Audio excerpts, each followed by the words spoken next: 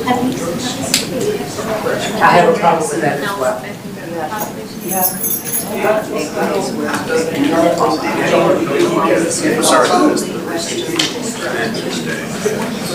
Well, I have a problem because He was trying to sound like Steve.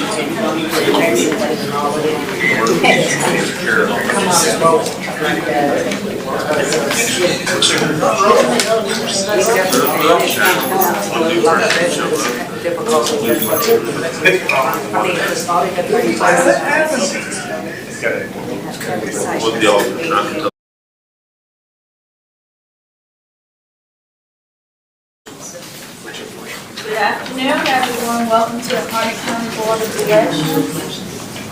And Happy New Year. We had I think they may have So we've called this meeting to order at 5 o'clock p.m. We're going to take a moment of silence followed by the Pledge of Allegiance.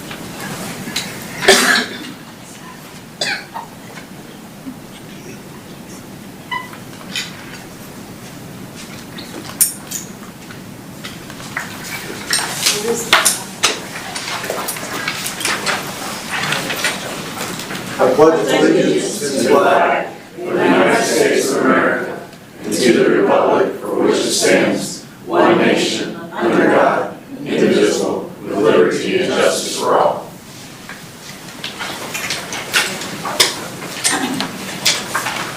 I do have one announcement to make.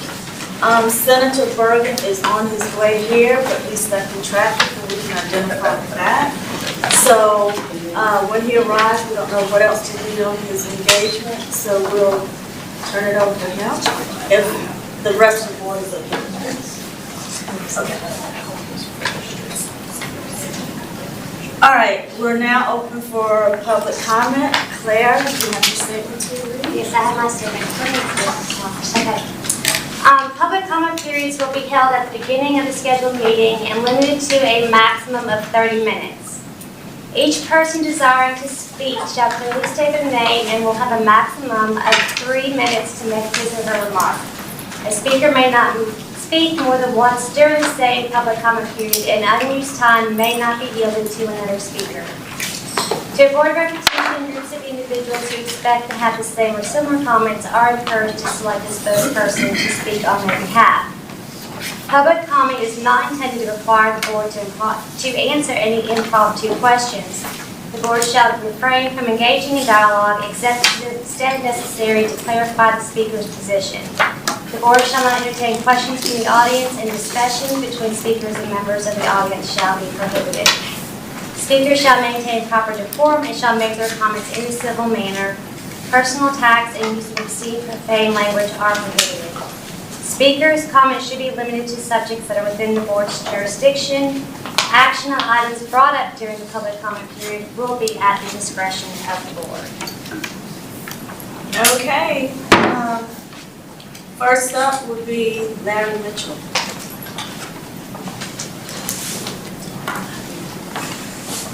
Good evening, board members. My name is Larry Mitchell. I live 478 Century Drive in Cameron. I'm in District 1, Commissioner's Voting District. I'd like to say that during my tenure in the military for 22 years, I voted in probably 6 or 7 states as I moved around, and also voted absentee from Germany and Korea. In these states, voting was always done in schools in every state that I voted in. They were coordinated. They separated students from adults that were participating in voting, and there was some kind of agreement between the school boards and the schools, or I mean the voting office in the schools, and they had an MOA that separated and conducted business to make it safe for everyone. I think that the discussion yesterday in the commissioners meeting, I think this board here has the authority to make a decision if we're going to use schools or not. And I think schools is the best option. I'd like to make one comment from yesterday in the Board of Commissioners meeting. During the public comment period, 4 board members, and the director also took up 4 slots for the citizens to speak. So I was disappointed in that. I was hoping that someone from this board got with the clerk upstairs, clerk, and made an agenda item to talk about the elections. So there was a lot of people that wanted to talk yesterday and they couldn't, and I wish that you'd planned that better than you did. Thank you very much. Okay. Thank you for your service. And just so you know, that was not our meeting. It was the. Can you guys speak up louder? It's really hard to hear back here. Please, thank you. All right, I said, thank you for your service, and that was not our meeting. So, can you still hear? Yeah. Okay. All right, next is Jerry Rivas.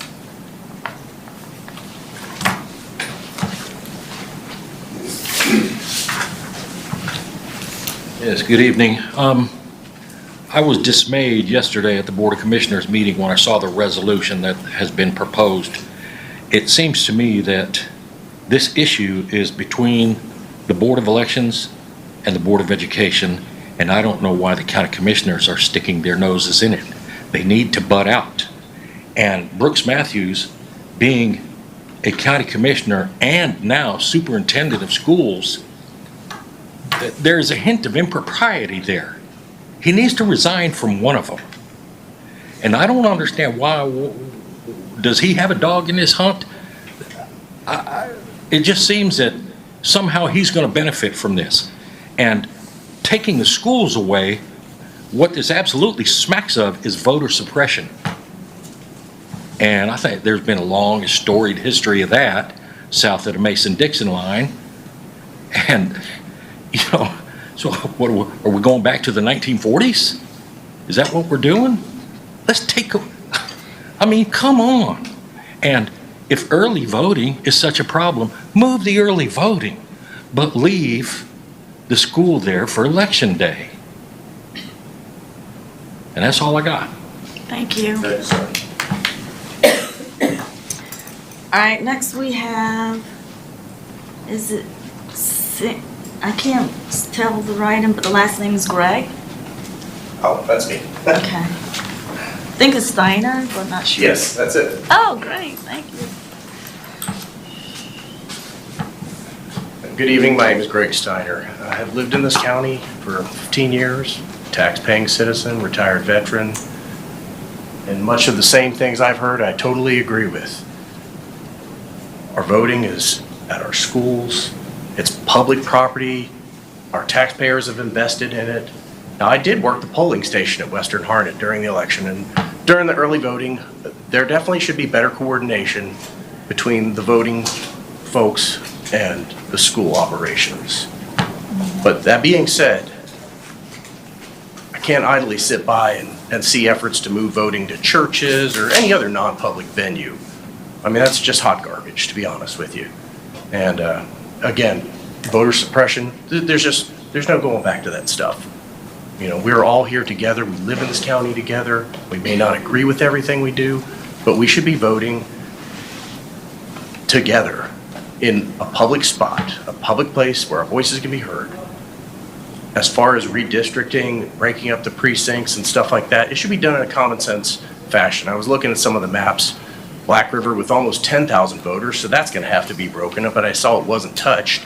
And you wanna create a new precinct with 2,700 voters? Like, the math, the division doesn't make much sense. So I would ask that that be looked at more closely. And other than that, that's all I have. Thank you very much. Thank you, and thank you for your service. Next is Richard Chapman.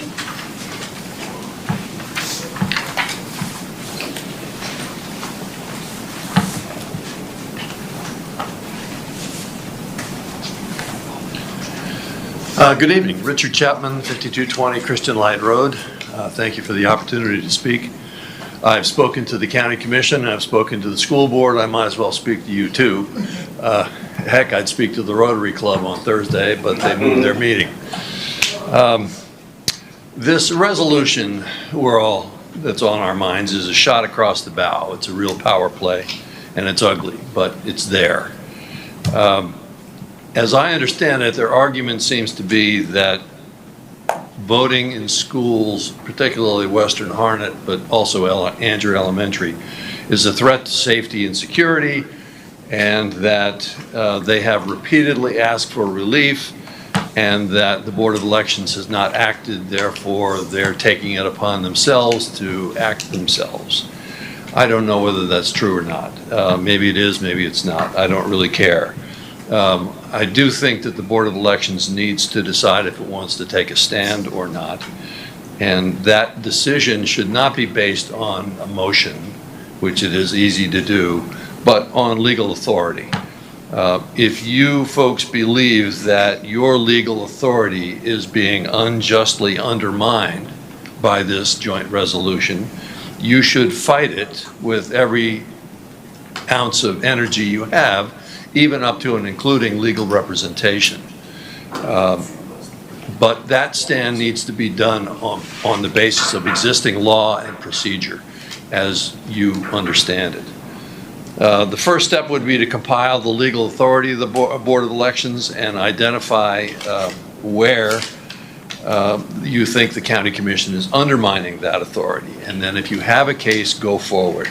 If you don't, then don't go forward and accept the outcome.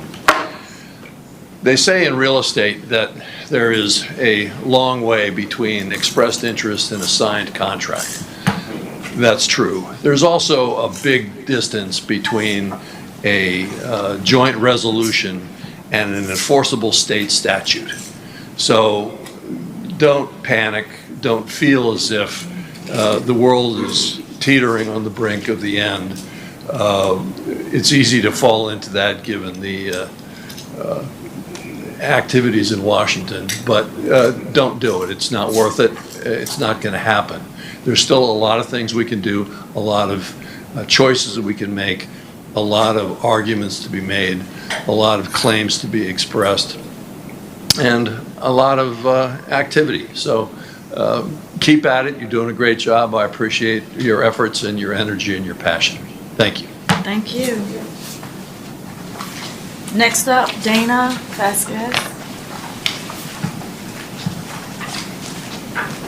Hello, and thank you all for the work that you've been doing to try to figure out how to better provide voting to our population based on the population in each area and trying to make it a little more fair. Wait times for people to vote, as you know, currently a place like Stewart's Creek has just about no voting, where Anderson Creek has about an hour to wait to vote, and barbecue voters had about a 3-hour wait on multiple days, the early voting as well as on election day. So I thank you for looking at those things. I have been an at-large observer. I've been around to, I have made it to all of the precincts at one time or another, and particularly during early voting, going to the different early voting sites. And it does concern me to have the schools be used for early voting. There have been instances where, particularly like Western Harnett has high school students, they look like they could be voters, so our volunteers were perhaps approaching them and then finding out that they're not voters, they're students. There have been a number of other incidents of things that aren't necessarily all that great.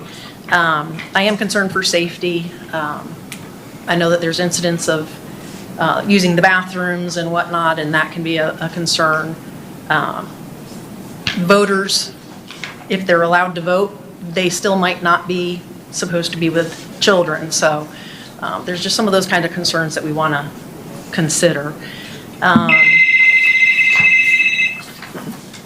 don't think that was 3 minutes. We won't count that against you. Thank you. I do think that it would be, that we're very limited in Western Harnett for places that are going to accommodate that volume of voters.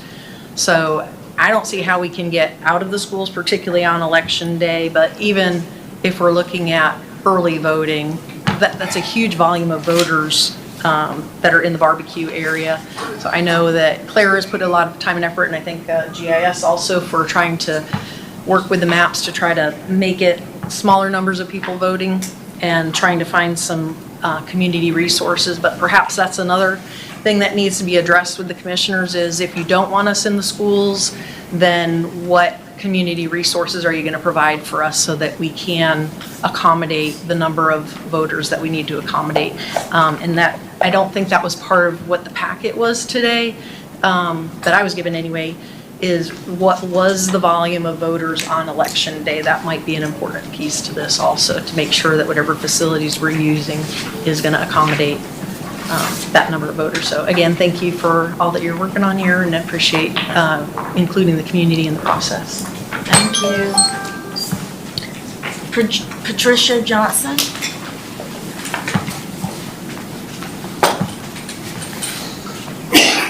My name is Patricia Johnson. I live at 65 Clearfield Drive in Angier. Speaking as a person who was a resident and then became a election poll worker, I have seen it from both sides. As an educator, when voting was done in the schools, there was never a problem with children being exposed to the voting population. And as a worker at the Angier Elementary, I have not seen any difficulty with voters and children being in contact.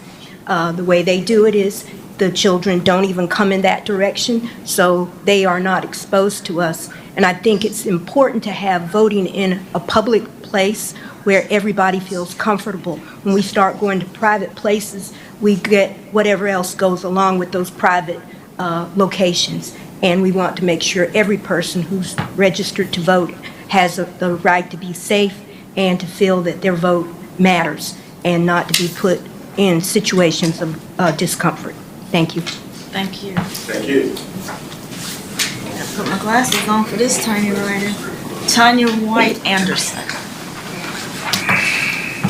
Good evening. My name is Ms. Tanya White Anderson. I am a Stewart Creek Precinct Chair, a former candidate, State Senate, and so forth.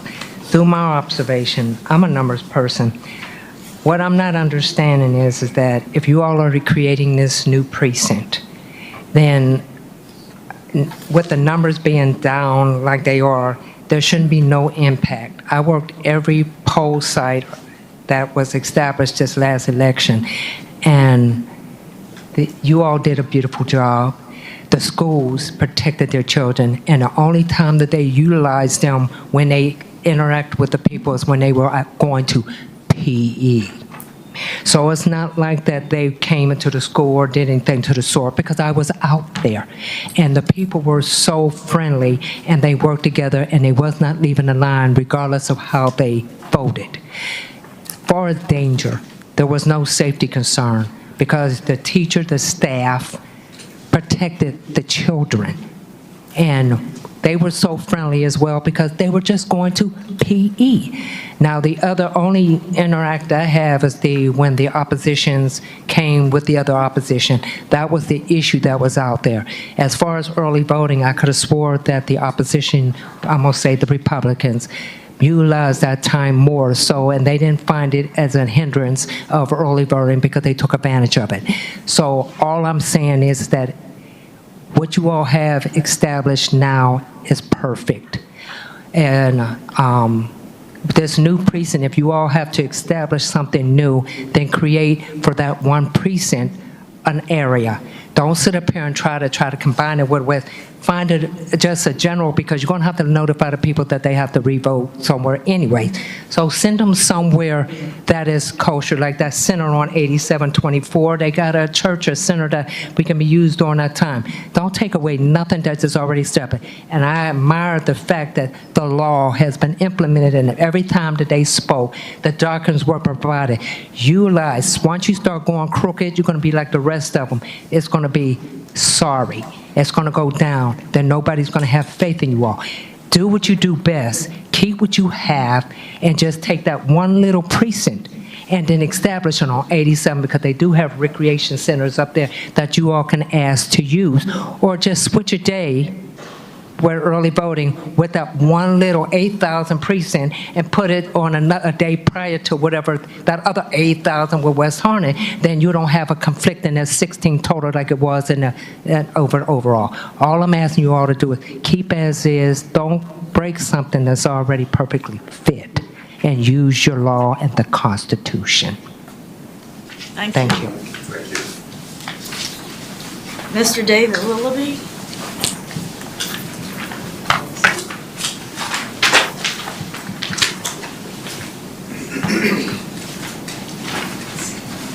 Thank you, Dave Will, I live at 32 Starboard Tack. So I'm the barbecue precinct chair.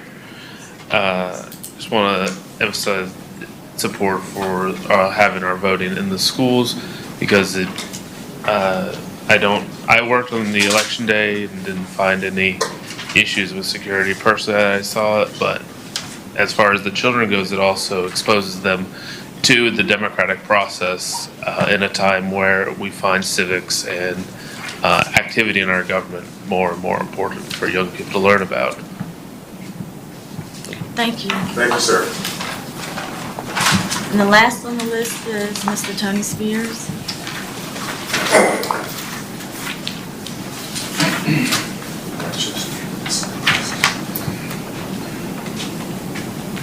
Hello, once again. I was hoping we had the podium because I had a lot of stuff written down, so I'm just going to try to shoot it off my hip.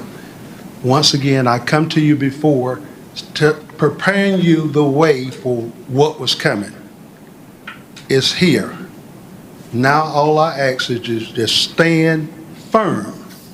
Board gets together and stand firm because they're trying their best to, once they're inside, they're trying to close the door and lock it. But we're saying that we have the keys. So we're going to still come in at you because what happened, I'll say it this way. Since we was in a meeting yesterday, then last night, what I heard was when Ms. Jones stated that we was using the schools, but we can compromise. I do not suggest compromising when you go into room to bargain. If I'm selling a car for $1,000, I don't tell them from the start, but I am willing to go 800. You don't do that. Don't leave cracks for them to get in. We need the schools, and the thing about it, you're closed on election day. You got 16 days to vote. Are your numbers saying on election day, we waited 3 hours? That's what we need to know. If you waited 3 hours on election day, that's your fault because you had 16 other days to vote. It's simple. You had 16 days to vote. It was called no excuse voting when it came out because everybody had an excuse that they could not make it on election day. They gave us 15, 17, and before we didn't use those days because we weren't voting on Sunday. So when we decided to vote on Sunday, we weren't trying to make you vote on Sunday. We wanted you to use, whether it was 15 days or 17 days, use the days you got. It's just that simple. But they're trying to throw everything on the wall to see what sticks. And when the chair says she went to all the polling places, that's why you all need to go to the polling places so you can see what they're talking about. Because when they write it in the documentations, your 10, 2, and 4, all of that should tell you where we got our high volume of voting at. But if it's stuck in the warehouse and you don't never see it, we're not aware. That's the problem. We've got to be aware. Thank you, Mr. President. Okay, that concludes the public comment.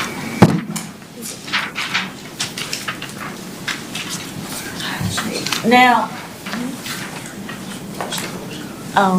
can you give that back to Mr. Burton to sign in as well? Okay. So I noticed, Tony. Yes. Calm down. No, I'll say Mr. Burton. Calm down. Yeah, I'm sorry. Okay. Welcome, Mr. Senator Bergen. The floor is yours, so we held it for you. We didn't know what else was on your schedule. Well, yes, sir. The senators are in the house, ladies and gentlemen. Well, thank you. Sorry I'm running late. Just left Raleigh and came down here. this is I was down at Western Harnett and stayed there the whole time and watched the folks that were lined up and talked to a lot of them. In fact, I think I shook everybody's hand in line 2 different times. So it started at the first and go all the way to the end. And all of us want to make sure people have the opportunity to vote. And I think you're right that people don't take advantage of the early voting the way they should. I think a lot of people are guilty of that, but I'm kind of a purist. I would rather vote on election day. That's just my personal preference. But I haven't ever since I've been in office because I don't want to take the chance on standing in line for a long time. And we really have a couple of areas that I know you all are dealing with. And one of the big concerns is especially the western part of the state and having more options for people to vote. Now, as far as the whole school, fire department, church, whatever, I know that we have counties, Johnston County, a county that I represented, they do not use any schools at all. They just made a decision they were not going to be in any schools. But then you have Lee County that I represent, that they only have one, the National Guard Armory is the only place that's not a school that they use. So, as far as working it out, the early voting in the schools, I think, is a concern. The day of voting, I don't know, is as big a concern because the schools are out on the day of voting.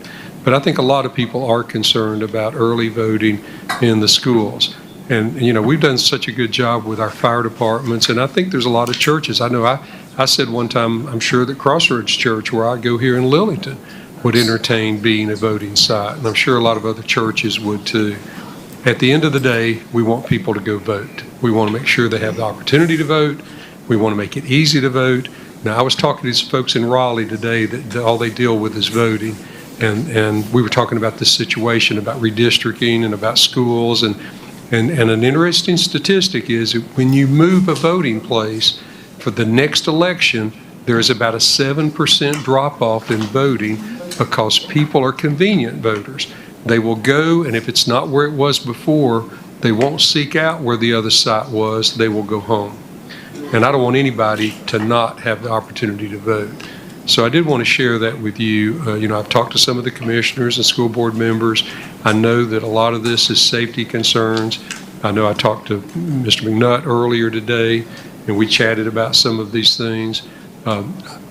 Folks, a lot of you that know me know that I believe in statesmanship and civility. And I think there is a good way to talk through this and come to a mutually beneficial conclusion to it so that we can keep people safe and give everybody the opportunity to vote. But if we err, we need to err on giving everyone the opportunity to vote. I'll be happy to answer any questions or anything else you'd like for me to do. And thank you all for being here, and thank you all for serving. It's sometimes difficult to serve, but if you're called to do it, you love it. Senator. Yes, sir. How are you, Mr. Bell? It's good to see you. It's good to see you too. Are you, I hope you are familiar with the statute regarding the Board of Elections deciding on where to have the voting sites. And the reason I'm asking that is because this resolution, if it's brought forth to the General Assembly, there's a good chance that you may have to look at that. And, excuse me. Yes, sir. And I just kind of wonder if it were to come to that, where would you more likely to look at that? Would you sign off on a resolution just for Harnett County? I don't even have, but what would you do? Well, I don't know that it could actually come to that. I'd have to look at it. I haven't talked to staff yet about it. I did have a good conversation with Mr. McNutt earlier today just about the pros and cons of it. But if you have a school board and a county commissioner group that's wanting to do something, and those are both products of the General Assembly, I'm going to look at that and see if I can accommodate them. Now, I know that the Board of Elections, you all have duties that you all have to fill. And there is definite law on how all those are set up. I hope we don't get into a protracted battle about where to do something. I think there's a way to compromise on some of them. But I'll go back to having people wait 3 hours in line at Western Harnett was not a good situation. Now, they did finally move them all inside as it got late. Did people leave because they couldn't vote because they didn't want to stay in line 3 hours? Probably. I know I saw some people that drove up and turned around and drove away. I can't put a quantity on that. I don't know if 10 or 200 did that. But I have to believe when you've got people that are lined from the side door all the way down and all the way up in front of the building, which they were, because like I said, I walked those lines talking to folks, you're going to have a certain number of people that are going to leave. Look, people pull up over here to McDonald's, and if the line goes around the building, they'll leave. So, I know they did it when they were voting. And really, everything we do ought to make it easy for people to go vote. And that's why I think having more places, having them more conveniently located, having them where we have great parking, having them where there's not a distraction of parents and children and everything coming and going is a good thing. And, that's what we really ought to strive for. Any other questions? I think I just want you to expand on your comment about the school board and the county commissioner, because we have our own legal rights. Yes, ma'am. Well, you are a standing board, so you all have rights and stuff, and the county commissioners and the school board are both tasked with taking care of the public safety and doing all of that. You all are tasked with making sure people can vote. So I think there is some differences between the boards, and I think, though, that it's always better. If I could do anything, I'd say all of you sit down in a room and try to figure it out. We've been asking, Well, that's just, I'll be happy to encourage everybody to do that. I know most of you, some of you I know much better than others, but I've known you for 30, how long we know each other? 37 years, 38 years?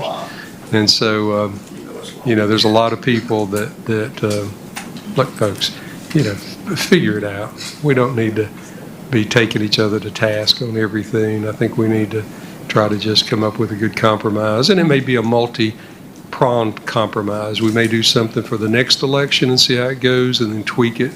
I tell people I'm an incrementalist. I think you fix problems in an incremental manner, and whether you fix it all this next time or whether you work on a few of the things, but you got to work on the places where you've got people in long lines.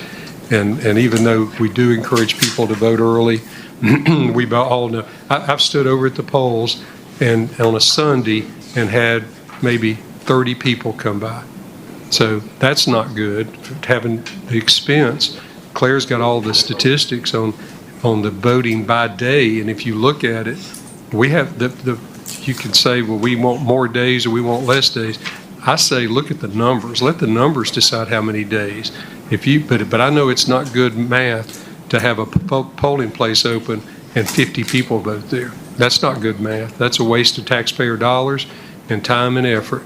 So I would figure out the early voting places. I would figure out the days, and then I would come. Some places don't vote on Sunday. I don't like the fact that we have two. I think we had 2 Sunday days. A lot of counties have just one, or some even, I think, do none. But if we have restaurants open on Sunday, if people want to vote on Sunday, let's give them the opportunity. Me personally, I think early voting is way too long. It wears out your workers. It wears out the folks, the staff. It wears out everybody for not a lot of people showing up to vote over the whole 17 days. But there are key days when a lot of people vote, and I think statistics show that. I tell people all the time, give me the data. Let's look at the data and see what the data says about voting. Well, I would then ask for you to maybe bring up at the General Assembly, giving us more flexibility with the early voting hours. At this point, it's all set by the General Assembly. Correct. So, our hands are tied with regards to that. So, well, you have a little bit of flexibility, don't you, Claire? Don't you all have some flexibility about days? The only flexibility they have is for like weekends. Yeah. If they open any additional sites, all sites must be open. Right. If you extend any day, then all weekdays have to be extended until 7:30 at night. Yeah. So it's either during the week, all or nothing kind of thing. It's It's either 8 to 5 Monday through Friday or 8 to 7:30 Monday through Friday at every single location. So their only real flexibility is the Saturday and Sunday hours. But even then, they have to all have the same amount of hours and they have to all the sites be open. Right. So, maybe you could look at that and do some calculations and see what it is. Maybe pick one weekend, not have another weekend. I'm just saying, we would appreciate more flexibility in setting the hours. At this point, it's set by the General Assembly, except for on the weekends. And we talked about counties based on population, flexibility, but lots of times when you get into flexibility, then you get into people saying, well, this particular county did it this way, and that's either not appropriate, or it's discrimination, or it's something, and none of us want that. We want, I'm going to say it, I'll say it over and over and over, we want everybody to be given the opportunity to vote. That at the end of the day, every person needs to have the opportunity to vote. Correct, but then when you're saying, well, we shouldn't have this open because only 50 people vote, but we don't have any flexibility to not open that Well, you don't know location. when there's gonna be a bolus, you don't know any of that. Yeah, we don't know who's gonna show up. But what I would like to interject into this conversation, so before the primary and the general election, Mr. Brent Trout, which is our county manager, was given instructions by Weatherspoon to come and speak to us about the possibility of getting out of schools. They wanted no one in schools. Well, we were preparing for primary. Now, these elections affect you and other people and voters. And so Claire explained, and we as a board explained to him, and he delivered the message that we can't just, when we're preparing for major elections, yank people around their voting schools to wherever, church, wherever we may be able to get, with that pending, because it causes mass confusion, and we would need funding to do all of that. And we asked or stated that we needed to get through those elections. And so I'm feeling we were blindsided because we got through the elections and we started the process of the mapping and all of that. And the next thing we hear is that they've kind of stepped on our toes and came up with a resolution without them coming to us themselves. And it's not a power struggle on our end, but the law right now is on us. And when we go jerking people's voting places, especially major elections like we just had, there's issues. Guess who they're gonna come complain to? Claire and us, not the county commissioners that are saying, we don't want you in the schools, get out. You have to have time. Rome wasn't built in a day, especially when you have something major, and I don't think any of that was considered. It was like, you do as we say, and I feel like it's because of the funding. We're funded by them. So maybe what legislation needs to do is move the funding somewhere else. Senator, throughout your district, it has kind of shifted and changed, but you've been there several terms. Have you run into this before, this situation throughout anywhere else in the county? No, most everybody, I'll go back to Johnston County. There was a collective decision made that they did not want to have the elections held at schools. So most of those are at fire departments. Some of them are at other buildings, community centers, all kinds of places, and it works well. They just felt like that having the complications with the traffic and people going to schools that aren't used to being there, and the taking away the 17 days or however many educational days, the kids being able to have access to the gym or the other things was not worth it, so they did it. And that's all understandable. And Lee County just does it different. Lee County, as I said, it's all in the schools, and they figure out. But the early voting, the early voting is the big deal. If you could figure out how to do the early voting at sites away from the schools, I think that would be a big plus for everybody, because you have less people or even though now, what percentage of our folks voted early, Claire? 60%? Yeah. About 60% voted early. Think about that, you know, and you know, I mean, pretty soon, if we keep going that way, the majority of people, the election day won't be a big deal because there will not, everybody else will have voted. Right. But it was a big deal in Western Harnett this year. Mr. Curran, Big have a- election though, was it not? It's a huge election. And we've learned from that and we're making changes to that if we're still allowed to be in the school. But, you know, we appreciate you coming, and answering the questions. I think Mr. Curran had a question. In Johnson County, who made that decision? Was it the commissioners or the board of elections? You know, I don't know. I think it was a combination. I'll go back, I'll call somebody when I get through tonight and find out because they've been doing it. I was over 2 terms. I was over there, so. They also don't have Sunday voting, do they? That's right. You know, that's just a decision that they made. But we like the opportunity to speak to the voters.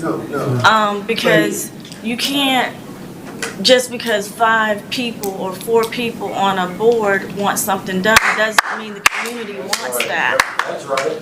That's right. You have to look at that. I mean, that's how you got elected, right? I mean, that's how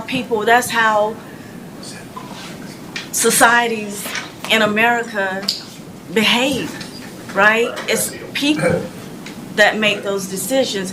And the 5 of us are willing to go into the communities and have discussions with the people, the voters.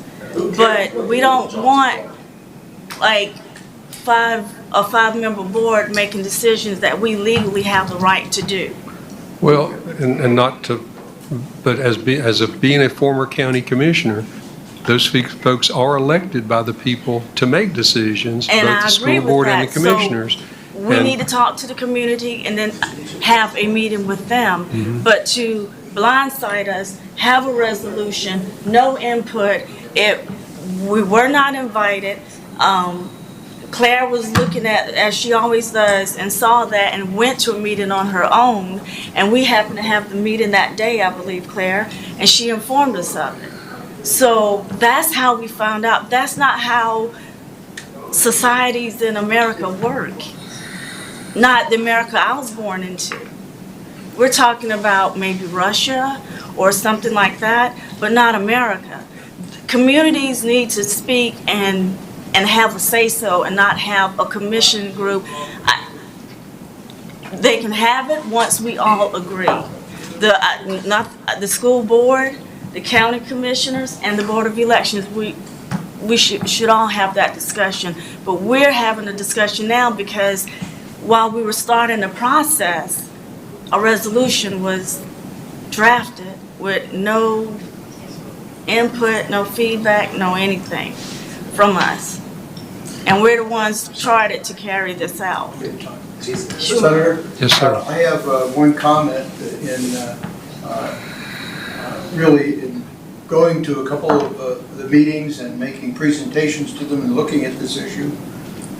Clearly, it's an issue that can be resolved if we sit down and talk to the board, both boards, and resolve it. Yeah. The law says we shall do it in good faith. And I'd like, if you talk to some of the members of the commission or the Board of Education, ask them to join in with us to resolve it, not go down the legal path of resolutions and legislation. That's not the way to work for the community. That's my comment. Yes, sir. Did you have anything else?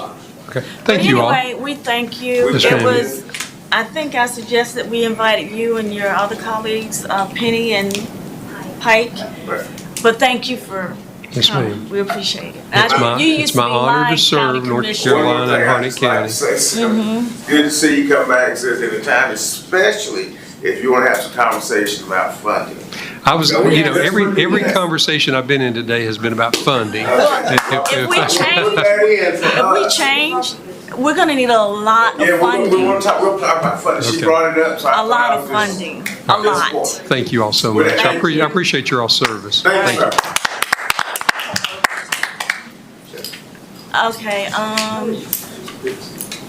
Mrs. McCoy, County Commissioner McCoy.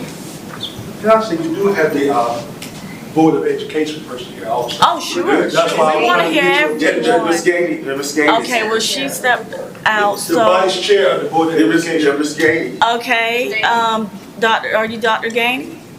No, well, Brad Abate. Stepped out. she Mr. did, Abate, okay. is that? Well, who That's Mr. else is Abate. here? I- Okay, Oh, okay, yeah. okay. Education. Yeah, I saw him last night. I didn't recognize him. Ms. Abate, Abate, come on. Ms. Gainey, would you like to come speak? Please. yes. Huh? Oh, if you don't want to, that's fine. We are a democracy. We won't whip you whether you do or don't. Good evening. So, I can only speak for myself. Okay. Obviously, I'm not in a place to speak for our whole board. We got you. But as an individually elected Board of Education member, we are concerned primarily for early voting. As I think, I'm pretty sure we can all agree to that. It poses a hazard. It doesn't allow for our students and staff to use our facilities as they should. You have the ability of sex offenders to enter school property during an instructional day. There's numerous reasons. Basically, the way it was presented to me, I missed the Board of Elections meeting. I think it was 1 or 2 meetings ago when all of this started transpiring and playing out. During that meeting, I think it was presented that you guys, which you're statutorily authorized to use any public building within the county to hold elections. And from that point, it was conveyed that you guys were going to ultimately do as you pleased, as you were statutorily authorized to do that. I'm saying this is how it's conveyed to me. Okay. So. He's I getting mentioned that last up.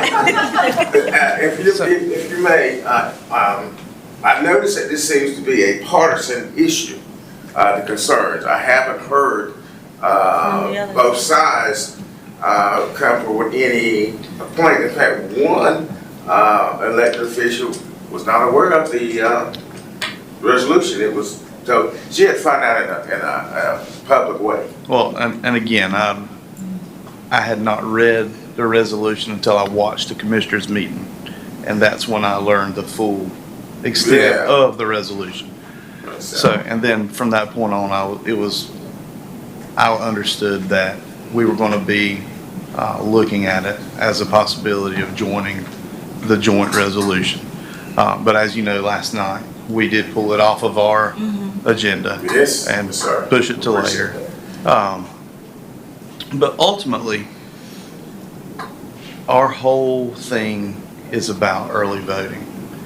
And as So you're previously. okay with election day voting? And The schools are closed. if, in my opinion, again, I can't speak for my entire board. You, Abate, right? Yeah, yes, ma'am. If we were to move forward with the joint resolution, and if the legislature was to enact a local legislation for Harnett County, just obviously hypothetically speaking, I'm fairly confident that we would still have election day voting within Harnett County schools. It would just give us more authority over our buildings. But again, you know, But we're at liberty when that happens, the way it's written, of being thrown out of the school every election cycle. right, and I completely understand where you're coming from. And I just want to make you aware that there is a provision in the statute already that allows the Board of Education to object, and they've never objected. I've been on the board for 5 years, and they've never made a formal objection. So I actually spoke with one of our assistant superintendents, Chris Pearson, last night after our meeting. And it was actually about this. While he was at Western Harnett as a school principal, each year he said he would get notice from the Board of Elections. This is what we're doing. This is their times to make sure the building's unlocked. And we were not given that opportunity to object and have those conversations. So I can't speak for what happened prior to me being elected in '22, but as Commissioner Jagger stated yesterday morning, I'm confident that we can move forward together. Well, And ultimately, I think everyone in here will agree that's exactly what needs to happen. I do, and on that note, we have been, I think we can increase and expand bringing the school officials, principals, teachers, and sit down and say, this is what we need, and do it in a courteous, very courteous manner. But I don't want you to think that this board, I don't feel that we're saying this is what we're gonna have, this is it. No, we're not saying that. We're reacting to what you put forward to us. Sure. So we're having With no react. notification. With no notification at all. And then again, like I said, it concerns me that it was strictly a partisan thing. And we have, because we will work with, we talked about working together. I would love to go that before any election and talk to the school officials. So let's do this. Well, I would love to do it a lot earlier than before an election to allow plenty of time Well, to that's to what put we everything want. out. I think Claire has a clarification about the, the only thing, I don't know that you personally see them, I but have we not, do have not to me. fill out a school use form prior Okay. to every election. Yeah. And so that goes to the Board of Education. Miss Patricia Harmon Lewis was the one, was our contact. So we did send in we would like to use these days, these times, and then it went through the approval process and then back to us once it was signed off and approved. So you may not have seen them personally. No, we but did I have understand to how some of do those that. approvals were going through her previously, so. So I just Yeah, wanted to the clarify existing that. statute is 163, 166.5, all right? And what that talks about is it gives time parameters from us notifying the facility, whether it's a school or other taxpayer-funded institute, whatever it is, giving the details, like she just explained, then they have 20 days to respond. And that's what I If understood. they don't respond, it's confirmed. If they respond negatively, there's an additional provision.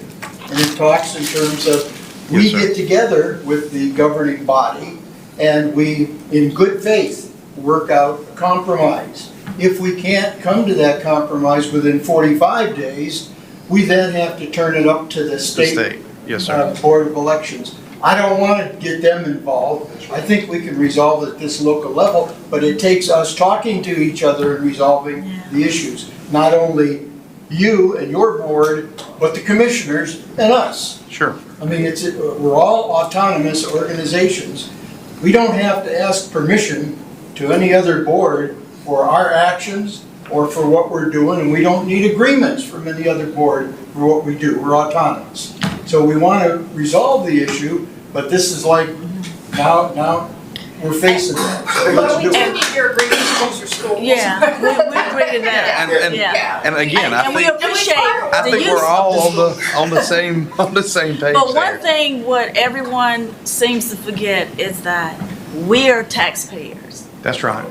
We live in Harnett County, and what affects one affects all. That's it. You And know, we are Board of- not trying to pull, the statute says that governmental complexes, because they know privately it's gonna be Yeah, hard. we're all stakeholders, absolutely.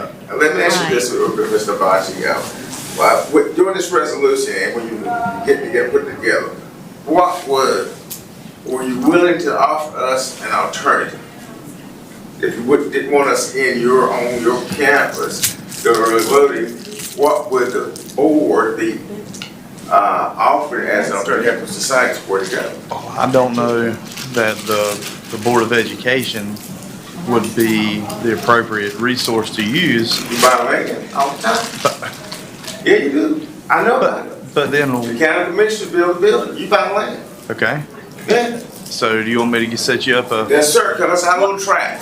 Cut us off track, and Put a little look, track out each there, precinct and this is build for the a Board of Elections for early voting- voting. build a building for voting, that put out all your Yeah, yeah. schools. You buy some tractor, donate a tractor Write land. bonds and get it done, each precinct. I think we're gonna prioritize building schools before we prioritize doing Well, that. now see, we're back to square one. Well, There we are. Look where we are. but at the end of the day, early voting is our concern.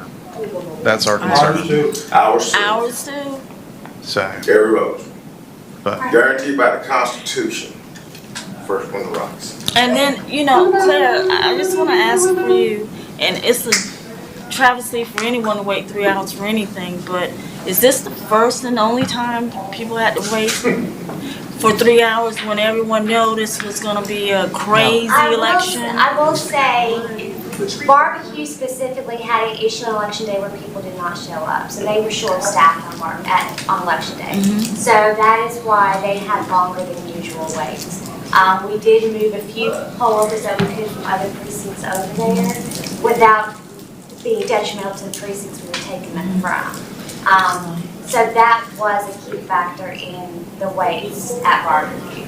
But And then I again- think, again, just working early voting, election day, 11 was just like, okay. But then again, that goes back to election day and not early voting, which is where Yeah. we have our heartburn at. That's right. That's what we talk about. Yeah, and it is a lot of days, but we have Maybe people we that could are. come up with a joint resolution if the three boards get There you together to reduce the early voting Wait, time before you period. talk about reducing, there's a lot of people that don't have liberty. Like I work from home, so I can go vote at my leisure. But not everyone that punches the clock or has an understanding boss can do that. So, Oh, and- and when you start talking about getting rid of Saturdays and Sundays, But then that can again, impact those votes. that's completely out of our I know, scope. that's in our scope, which we thought elections was, but apparently it's a three-ring circus. Well, we're only talking about the building. I know. There you go. Just keep We're your all mind about the elections, we're just not about the buildings. Well, do you think, after our discussion, that you can convince your board to get together with us to try and resolve the issue? I can most Try. likely present it. That's fine. Yeah. Please, sir, please. That's all we want. Invite Trying to get us people or to get come together. here. We're here every Tuesday, first Tuesday of the month. So, And we know where you are. Yes, sir. In our we're- building that we wanted. Thank you. I think we're all about just finding a resolution. Right. Either way. And So, we thank you for coming. Thank you Absolutely. Yes, I appreciate it. Absolutely. Well, thank you for the invitation, Claire. Yes, sir. Thank you. So, Is there another board member? Huh? And then it's recorded. She's back here. Yes. Oh, wait. She beat you to the punch. I thought you'd call me. Oh, okay.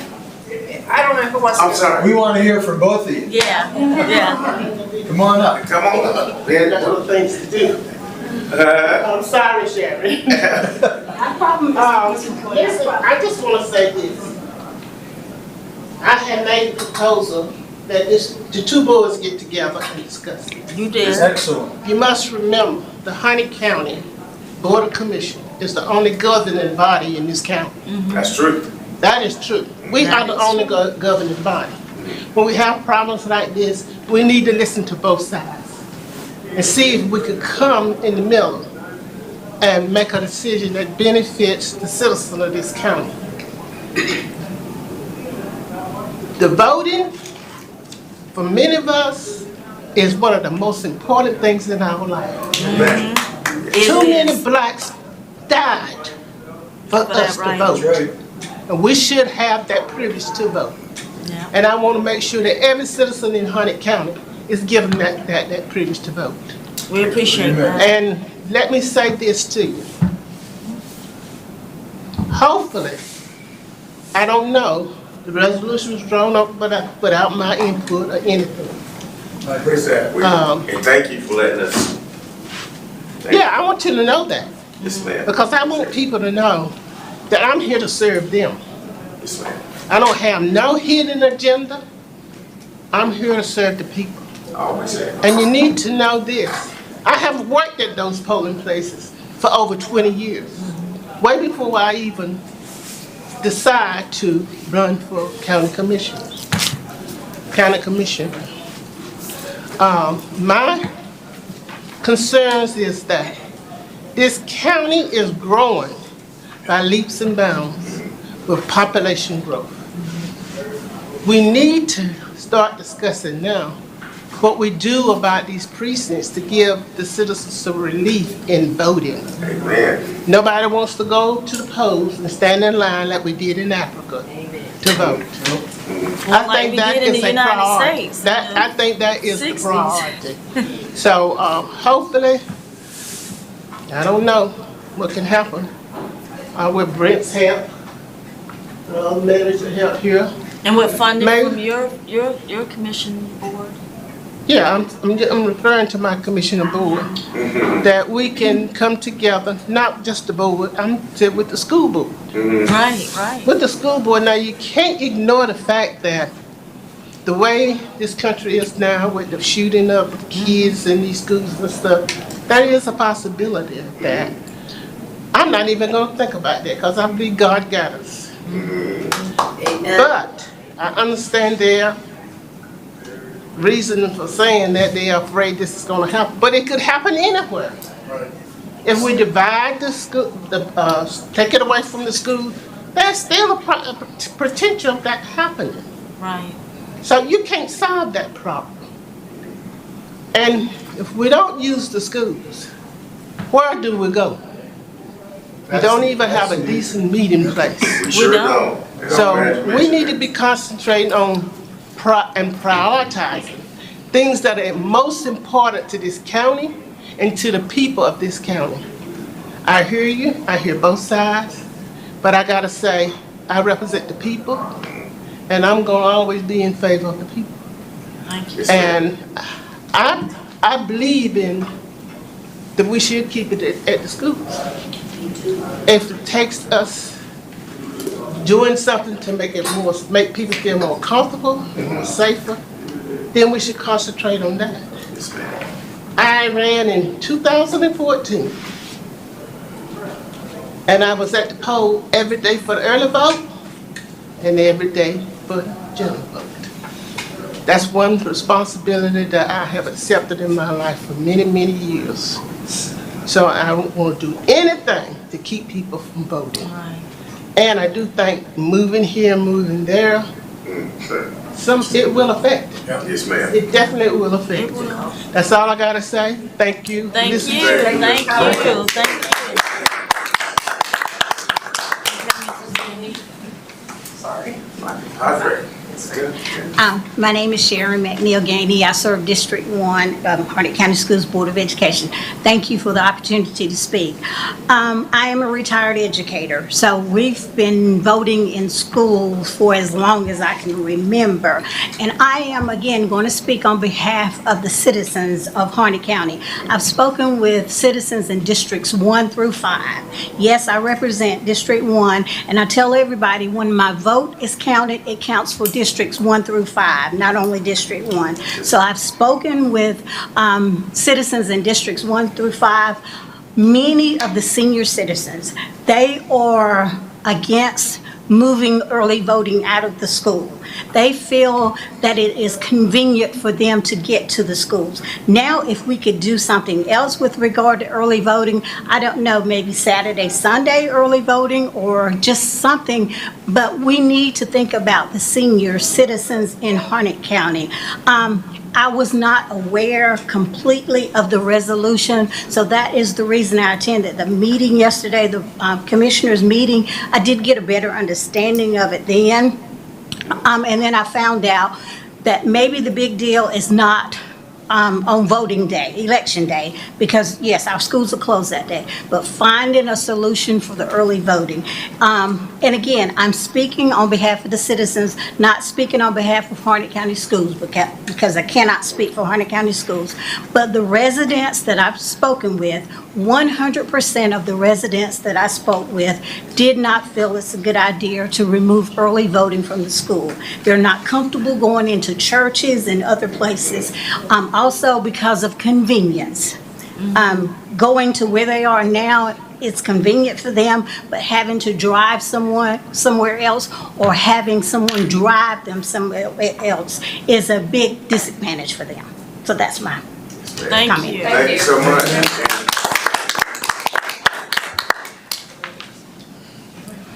Okay. We got,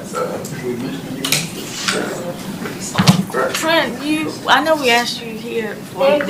the office. Oh, okay. so what? We're talking about the building. I mean, I'm missing your name, Brent. So if you hear that, it's you. Yeah, they're talking about our office. Our office. The new early, The office where we're moving to, where the county commissioners may Oh, kick the us shared out. office, shared office, okay, shared office.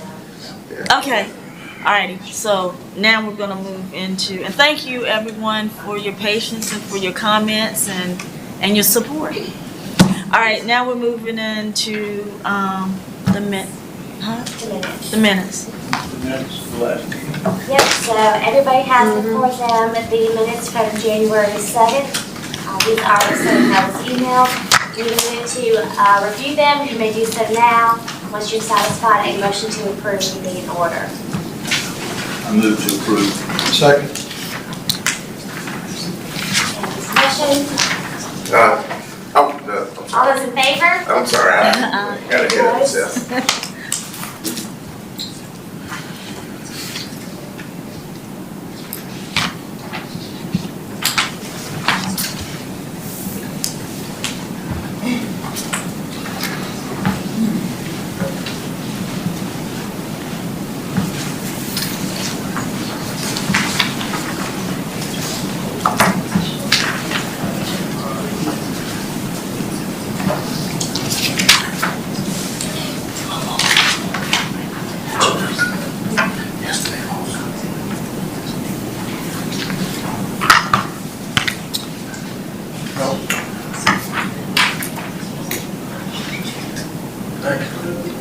You say give it back. Okay, Claire, business is now open, the office move. All right, so we do have both Brent Trout and Mike Morrow here to discuss the potential move to the Alexander Drive Facilities Building. I do have a handout for you guys with highlighted rooms that have been discussed as far as rooms that will have ability to use. I will say there is still some tweaking that may occur with some of these rooms. We're talking about maybe doing some swapping to get us more concise into one side. Although not perfect, which we've had this discussion before, it is a larger space than we're in now, and it does allow us to utilize all of our storage and supplies under the same roof. So we would not have to travel to the warehouse every time we needed to do something with our supplies or testing or any kind of chain of custody or security. So at this point, you have the map, and I don't know which one of you or either of you want to speak. So does anybody have any questions on that? I do. Okay, go ahead. Yeah. As a matter of fact, I know my biggest concern is the intermingling of the board staff with other agencies that are in the building. Right. I think it's very cumbersome, especially because of our security interests. I think I brought that up with whoever was showing us the building. We have an obligation of maintaining chain of custody on everything that we do. And as a result, we have to be able to testify that we've accomplished that. Having other people walking through the halls or offices, and also the manager of the building having a key to one of our storage rooms. If that's going to happen and he needs it, I would like him to take the oath that we require our staff to take for security purposes. I know that it's sort of a checkerboard right now, but if there's any way that we can flip one of these yellow markings over into the other side to sort of condense our area and use it more practically for us, so we don't have people walking by an open office. It's not that I don't like the people but it's a security issue. I understand that. Which office are you talking about? Well, on this diagram, it would be number 117, and the 113, I don't know about the marks on 106 and 124. 106 and 124 are shared spaces. Yeah, okay, the shared space with Everyone in the building. everyone in the building, yeah, and that's. 106 is a conference room, 124 is the kitchen. Is the kitchen area? Yeah. Okay, well, the conference room would give me pause if it's a shared area. Building's pretty big. Every conference room that Harnett County has is a shared area. You can, we're in one now. Like this, yeah. Yeah. The county manager's conference room, you can book it if you're a county employee. You can go and, use those spaces. They're Well, I shared guess spaces. the next question is, in 106, which is the conference room, Right. how much is that used by the other building tenants? The maintenance people, the school, Well, and the waste? the school is not up in this area. It's only Harnett County staff in this area. Any of the things that you saw in the back part of the building, Yeah. they stay back out of that area. Well, then it would be the waste material, I think, waste management? Solid waste will be leaving that site if you all go here. They will be. Yes.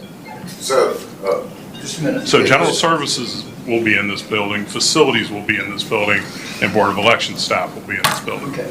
Well, keeping my comments in mind, if we can rearrange it so we would be isolated in some way, and we also have talked about having a security chain blocking the halls, and You we've can't also block, talked. the way the building is designed, we can't block any means of ingress and egress due to the fire code. Okay, I understand We've already that. checked with the fire We marshal. were told that instead of a door, we could have a chain.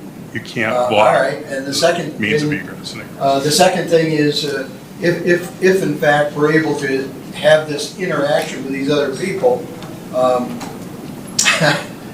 it's going to be a problem. I guess that's all I'm Well, saying. it's not a problem. You're welcome to stay where you are. Oh, we are?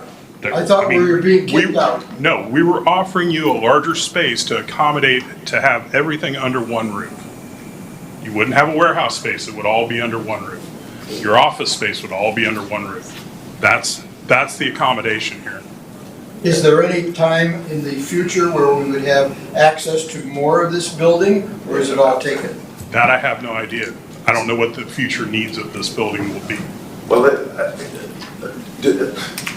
the entities that we'll be sharing this with, it's all in the opposite Harnett County, is that right? Everybody's a Harnett County Every employee. time, okay. Facilities folks do all of your facility maintenance in your current space now. They enter the building, they have access to the building, janitorial, cleaning, all of these things go on in that building. So you have Harnett County staff in that building other than Board of Election staff. Yeah, but it's secured by lock and key, isn't it? Of course. Right. Okay, so then, I was under the impression that there was a school that was here Yes, there is, in the back. in the back. And what number is that? That 139? It would be 125, 127, 141, 121, and 123. Here, I'll point it out to you. Okay, because I'm trying to follow you. So this area, Okay. this area, and they have a shared kitchen here. Okay, so, and there's no way that we can maybe change or exchange one area for the other to get us more concentrated? Well, as far as the Is that schools right? go, we have a lease agreement with them. So that's off the table. The school? The schools, we have a lease agreement with. Okay. So Didn't the school they- help we've fund agreed it to those spaces for them. Yeah, how long is, if you don't mind telling, how long is that lease? 5 years. 5 years? Correct. And they've been in how long now? Well over 25. Oh, Lord. And you've got 5 years left with a 30-year lease? We just renewed the lease. Oh, you just renewed it? Last year. So, okay, so then it's like a 1 year lease. They've been there. So you're for- talking close to 2029, 2030. Okay, and then after that time, then it's up whether either the school will move out or have, we just don't know. We'll figure that But- out then.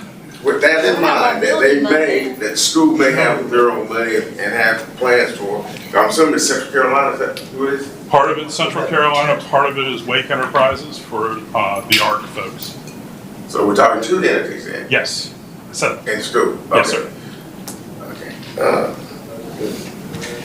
So we're locked into the 29 either one, no matter what, so we have to see how many. The areas that we've offered up as additional spaces, what is available now? Now.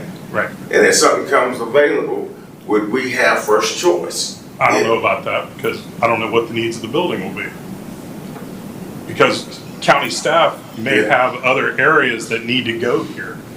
I don't have a crystal ball to tell you. But I can't give you first right of refusal to space. Right. Okay, I guess and that's what I was looking I can't for give to you see. that. If possibility, if something comes available, we will, instead of building a new building and buying land and all that, this will be easier. I'm not going to disagree with you, but I can't promise you anything. Okay. Yes, ma'am. Well, I just have a question about 111 and 115, like, and then we're in 119 and 117. I didn't know if there was any way we could swap those, and it seems like then we would all be like all close together, and they look like they're offices of similar size. I didn't know if there was a reason why. Because we have existing staff in there already, and it would, we'd have to move people and prep areas that we don't have to move or prep areas now. And we wouldn't have to have any expenditure for those particular areas. But, so are they just offices, and people just don't want to move out of those? Correct. Offices. They were there first.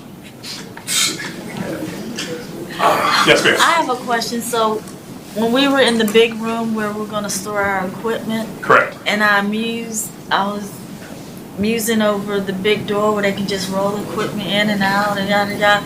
And the guy said, "Yeah, you have a door." It was broken into twice, and I was like, "Okay." So I don't know what kind of doors or locks or security, but can we make sure, because all of our equipment, voting machines, computers, laptops, probably ballots will be stored in there, so. Well, I haven't heard that story before, but that's interesting to know. Well, were you not with me? Yeah. I don't know how long, I don't remember if he said how long ago it was, but I think that's when IT had their computers back there. Mhm. And I think. Yeah, they stole computers. I can't speak to it But they because I do don't know have about the it. alarm system, and the alarm system does cover all the way up through the back of the building. And from what I understand, we would do maglock strike cards so we would know who has potential No, in and they out. broke in from that back door. I understand that, but I don't know when it happened or how it happened or the story behind it. So those card secured rooms would be which ones? All the ones that are in yellow? The two large rooms, These two? None of these? no, not at this point in time. Okay. So we have to be mindful of what? Now, those will have their own key locks like you have now. So it'll be on our key. And And cameras? cameras. Cameras and Cameras are already there. yeah, cameras are right there. They have the alarm system. And like I told you guys before, the back side that has the locks and the key card would be where all of our secure items are. We wouldn't have ballots and ATVs and stuff at the front where the offices are. It would Well, just I'm simply talking be about the that, front. that back room where they. Yeah. So I take it That's none of why I our was issues are addressed. All right. Take care of those. That's it. Any other questions, Mr. Kern? Yep. What's the current status of this proposed move? Beg your pardon? What's the current status? Where are we? What do we have to do now? What are you gonna do next? Well, if you agree to move, over the next 3 months, all the departments will work together to figure out staging the move. Facilities has already agreed to, clean, move, and get everybody where they need to be. So the idea would be over the next 3 to 4 months to make that happen. Okay, because we want to have it complete before our next election cycle. Understood. Yeah, it would definitely, unless Claire sees something that it wouldn't happen that way, I think it would be pretty quick. Will somebody be there to answer any of our questions if we have specific issues that come up during the move? You can ask me. I'll answer the question as best as I can. I'm not going anywhere. We do have a maintenance staff that could do minor Yes. modifications if it calls for, so like, put Correct. a door here, that kind of stuff. The We do that. doors, we can't do doors like you're thinking. If you're thinking we're gonna block, like, for instance, I know there was a discussion, I don't know if you know this or not, about putting doors in here and here. Those are Right. primary means of ingress egress with the building. Oh, okay. Fire marshal will not allow that at all. Right, because you gotta have a way for everybody. Correct. Yeah, If you're in the back and you're trapped in between the front and the back of the building, you gotta be able to get around. Okay. Oh, well, then knock out a wall, then if you need to expand Don't lose over your there or here. That's possible. It's a discussion that could happen. Alright. I don't know if I it will believe in happen. possibilities. Right, there you go. Yes. Yeah. Any other questions? I have a question. That- Yes, sir. This is a lot better than where we are now. I know. That's not a question. That's a statement. Sure, it's a question. What do you want from us now? Agreement? Agreement? The decision. Yeah. I think we're on the favor, we just want to. You want a motion next? Somebody Okay. needs to make a motion. All right, let's make a motion to approve the move, even though our, no, just make a motion to approve the move, I'm sorry. I'll second that motion. Go ahead. All in favor? Aye. Ayes have it. Thank you, guys. Thank you. Thank you. Thank you, gentlemen. So that was easy. Much easier than the resolution, wasn't it? The rest. And remember, the motion was to table that, and it is back on the agenda. Oh, yes, we know. What did you Thank say? you so much. The motion was to table it to the next meeting, so Yeah. next Tuesday, this resolution will be on the agenda. At 9 a.m.? 9 a.m. too? Yeah, that's a work Next session. Tuesday at 9 a.m. I thought, We'll, there'll be It's a work session. okay, public 9 Work a.m. sessions are. comment section on No that. public comment, it's a work session. Is it- Okay, okay, But so, they For can point take of action. information, the Board of Education has postponed their consideration until their next monthly meeting. Right. That may be another option that the board considers when they have their meeting. They may postpone it again. Right. But the motion to table was to table till the next Next meeting. meeting. Until the next And meeting. so that's So what that's I next do. I Tuesday. put it on the agenda based on that motion. All right. then it's either up or down vote. And it could be voted on, yes. So, Okay. Thank you. so I say that, and any communication that you want to have with the Board of Commissioners prior to next Tuesday, there will not be public comment. So please reach out to them beforehand, because there will not be public comment. Gotcha. Okay? Thank you. Okay. All right. Thank you. Thank you. Oh, my goodness. All right, Claire, merge split precincts and voting session. This is Seth. He was sick last meeting, but he's here tonight. Hey, Seth. Welcome, Seth. So he works over at GIS and he is responsible for the story map we're about to see. Excellent. Because he took my PowerPoint presentation, or Kelly's PowerPoint presentation, and made it awesome. So what we're going to discuss now is the polling place, split merges, but I'm also going to incorporate into this the polling sites so that we can look to see what is available in the areas. And as a disclaimer, there may be more locations available than in here because I'm not familiar with especially the western part of the county. And there may be some things in here that just aren't an option for you guys. So we're going to take it overview, look at the options as a big picture, and then we're going to drill down to each precinct. And then once I get an idea of where you guys want to go with this, we will fine tune this presentation and then make the link public. We can share that with the party chairs, the public, and have available at our local meetings with the public. So this again is still just a draft, and for anybody watching that's here, the board is not making a decision today. We're just fine tuning the discussion for the public. I have a question Yes. before we even start. Is there any agency in the county that can locate the tax-funded buildings that are available, such as schools or fire departments throughout the county, so we have that possible alternative available? Correct. Yes, so GIS does maintain that, And in the presentation, we will have fire departments and schools highlighted.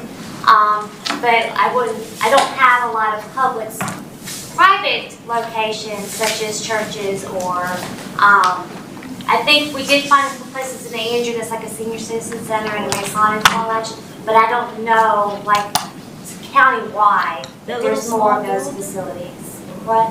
That little small building? Yeah, I've not actually seen that. Also, as a disclaimer, we're looking at alternate polling sites, but they have not necessarily been contacted about being used. So, like I just said in Andrew, I know there's a senior citizen center in Masonic Lodge, but I have not reached out to them about using them as a voting site. This is just simply for your information to kind of give us a direction to go in. So we'll go through the overview, and then Seth is also here for any GIS-related questions, and if I mess up, the storyboard. Can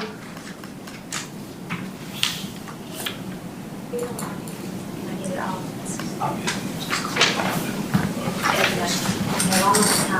Go through them visually. All right, so this is just an overview map of what we had talked about at the previous meeting. So at the previous meeting, we talked about splitting barbecue, merging the border of Anderson Creek with Stewart's Creek, combining Willington and Neals Creek, combining the Avis boroughs and Dunn, and possibly separating Buckhorn and Hector's Creek. You all, I believe, have a large map of this in front of you. I'm going to continue.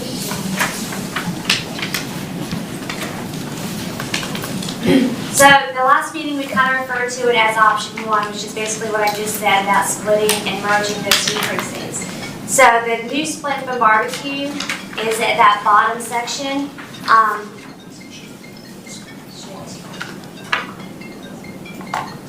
Close enough. So again, we're really looking at doing the 27 split because that splits that precinct nicely, but in order to get those even numbers, we had to come down a little bit south. Last meeting, I noticed there was a question about the roads, so Seth has highlighted the roads that are in that divide. Buffalo Lake to Alpine, Micro Tower, and to Docks Road. So this is the best split we can come up with in barbecue to even out that 16,000 people registered in that precinct. And then I do want to point out one thing that wasn't discussed before. Again, this is up to the board. If you notice, you see my arrow here, right here, this little triangle. Yeah.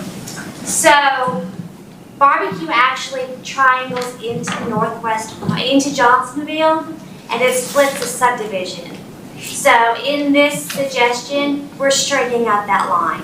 So this would be, when I get to the precinct-specific maps, you'll see it better. But we're talking about evening out that line so that the precinct voting place is not split up in a subdivision. So the red line is where it is now? Correct. Okay. And we're wanting to just along even the that up and make it a straight line with that road. That way, everybody on that side of the street would vote in Johnsonville, and everybody on the north side would vote at the barbecue precinct. So we were just trying to make just a little fix there. So the green is where the new precinct will be, and the red lines are the old ones? Correct. Okay. So this is just a map of the split, the shift from Anderson Creek. So we are trying to go down 210 to make an even split. So we're not, again, dividing census blocks or subdivisions. So everything on the west of 210 would be in Anderson Creek. Everything on the east would be merged into Stewart's Creek. And that would help bring Anderson Creek's numbers down a little bit and bump Stewart's Creek's up.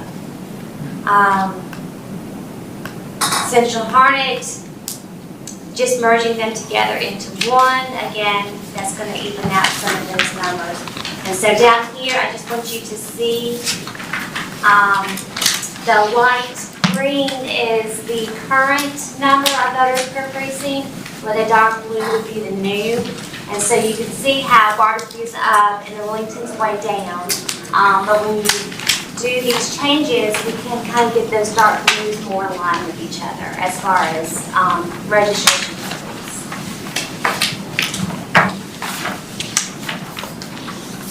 We do have the statistics on here, but I wasn't going to go too in-depth with those unless you had a question. So that was pretty much option one that was agreed upon at the last meeting. During those discussions, we talked about a couple other various options to add to it. And so that led to option two, which was combining the Avis boroughs, East and West Avis borough. So again, by combining those two, because individually they were only a few thousand each, but together they make numbers on the map 8,000. So that kind of brings it more in line with some of those other precincts that we've just updated. And again, I'm going to go through all the precincts individually through this presentation. But this again is the numbers from Avis Borough, where we had, just a little over 3,001, a little over 5, but then together they have the 8. Again, the statistics. This will all be public, so everybody will have the option to see those. Option 3 was discussed, splitting Northwest Harnett, because we know that a lot of growth is going to come to Northwest Harnett with Wake County expanding out. I would suggest, and again, this is just my suggestion, board is free to do whatever you feel, that we wait on the Northwest Harnett. I think we may be a little too premature in splitting them. As you can see, if we split them using the township line, which was just kind of what we thought was the easiest at the time, you still have a very wide number. That Buckhorn Township would be still just over 2,000. So we would be equalizing those numbers and then making this precinct small again.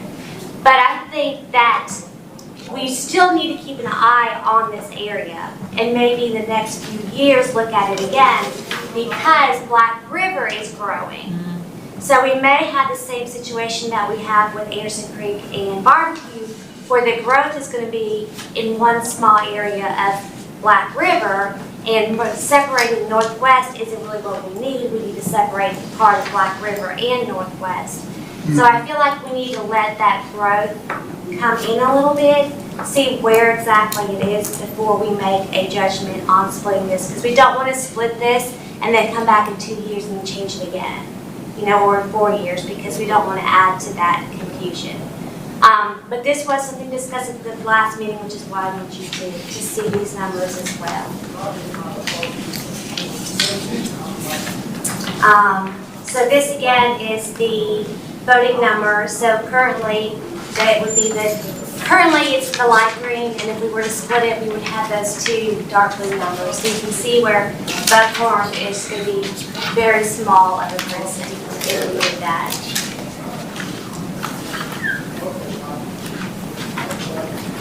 And then, of course, the statistics. I have that grant before. Was it intentionally left that on a package?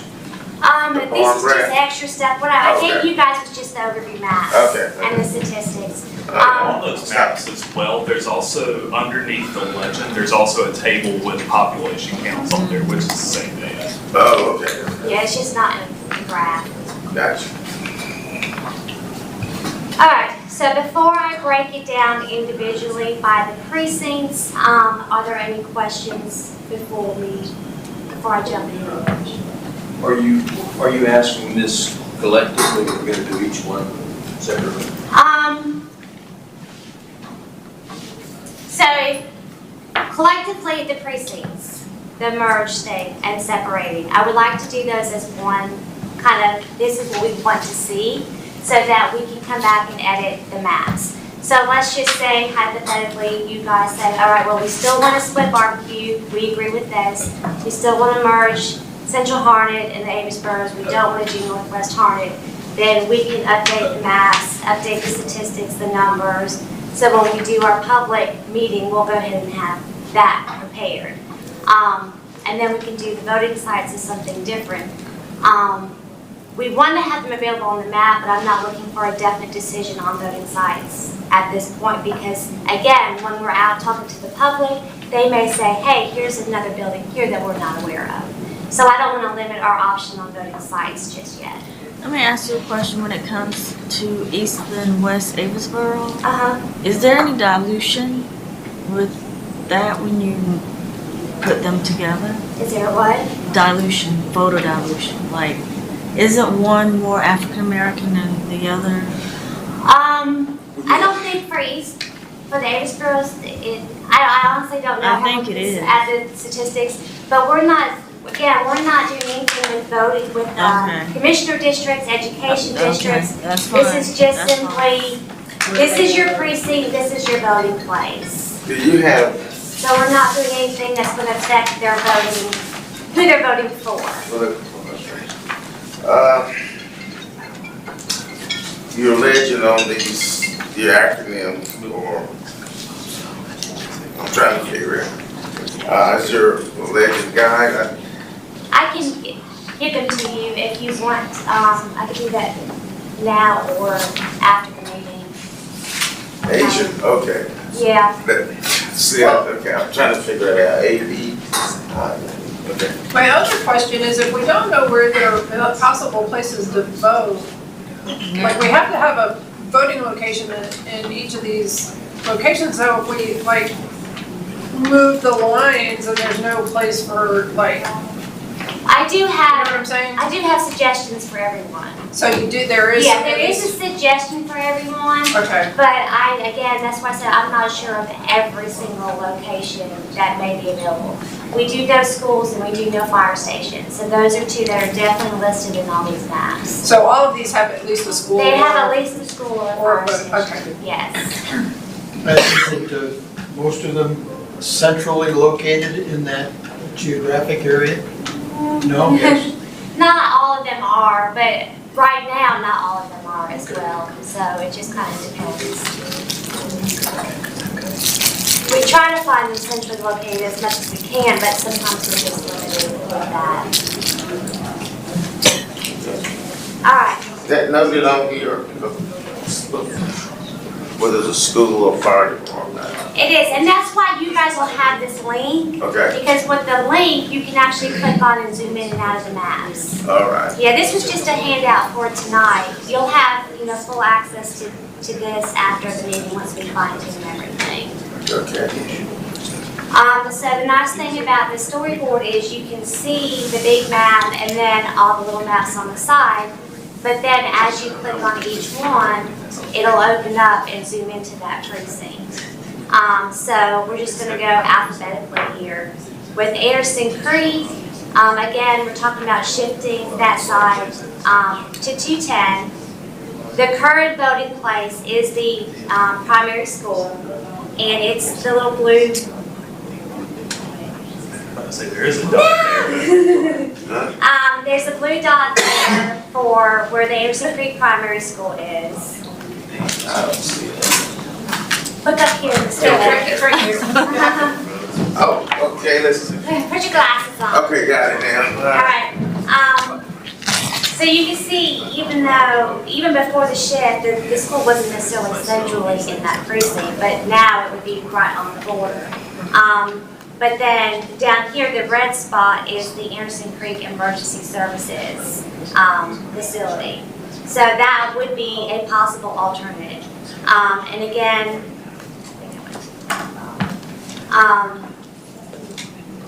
I'm not saying tonight we need to say, yes, we're moving, no, we're not moving, but I just want you to be aware of what. Is that on 27? Anderson Creek Emergency Services? I need to zoom in to show the road names, but that's right off of Ray Road. Ray Road, yeah. Ray Road and Overhills Road. Okay, I thought that should be Overhills Road. Wow, there's a school down there. Yeah, Overhills Road. So,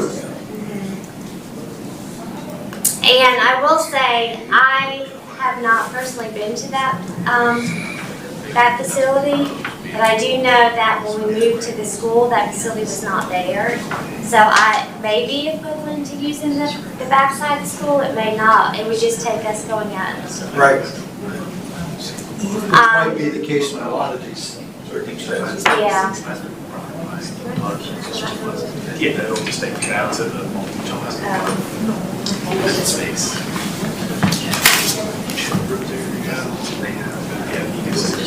Okay. So again, currently Anderson Creek has 12,700 voters. With this proposed shift, it will bring that down to 10,000. Where is most of the population in that? Right here where the emergency services is, you can kind of see with the roads.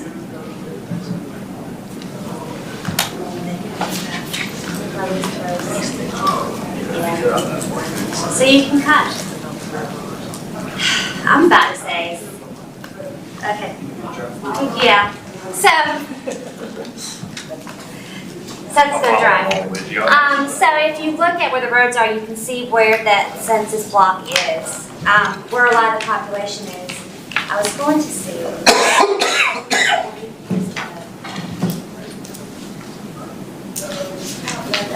Oh, this is. So right there, where you're actually, you know what? Can you scroll all the way to the bottom? To where that was the big map.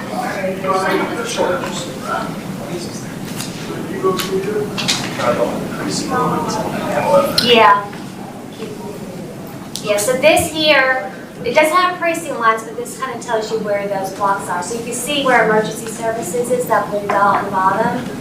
That is where there's a big population cluster. And then over to the west is kind of like that cluster that was in that southern part of Barbecue that we're trying to separate from the rest of Barbecue. So the darker the color, the more population is in that area. Okay.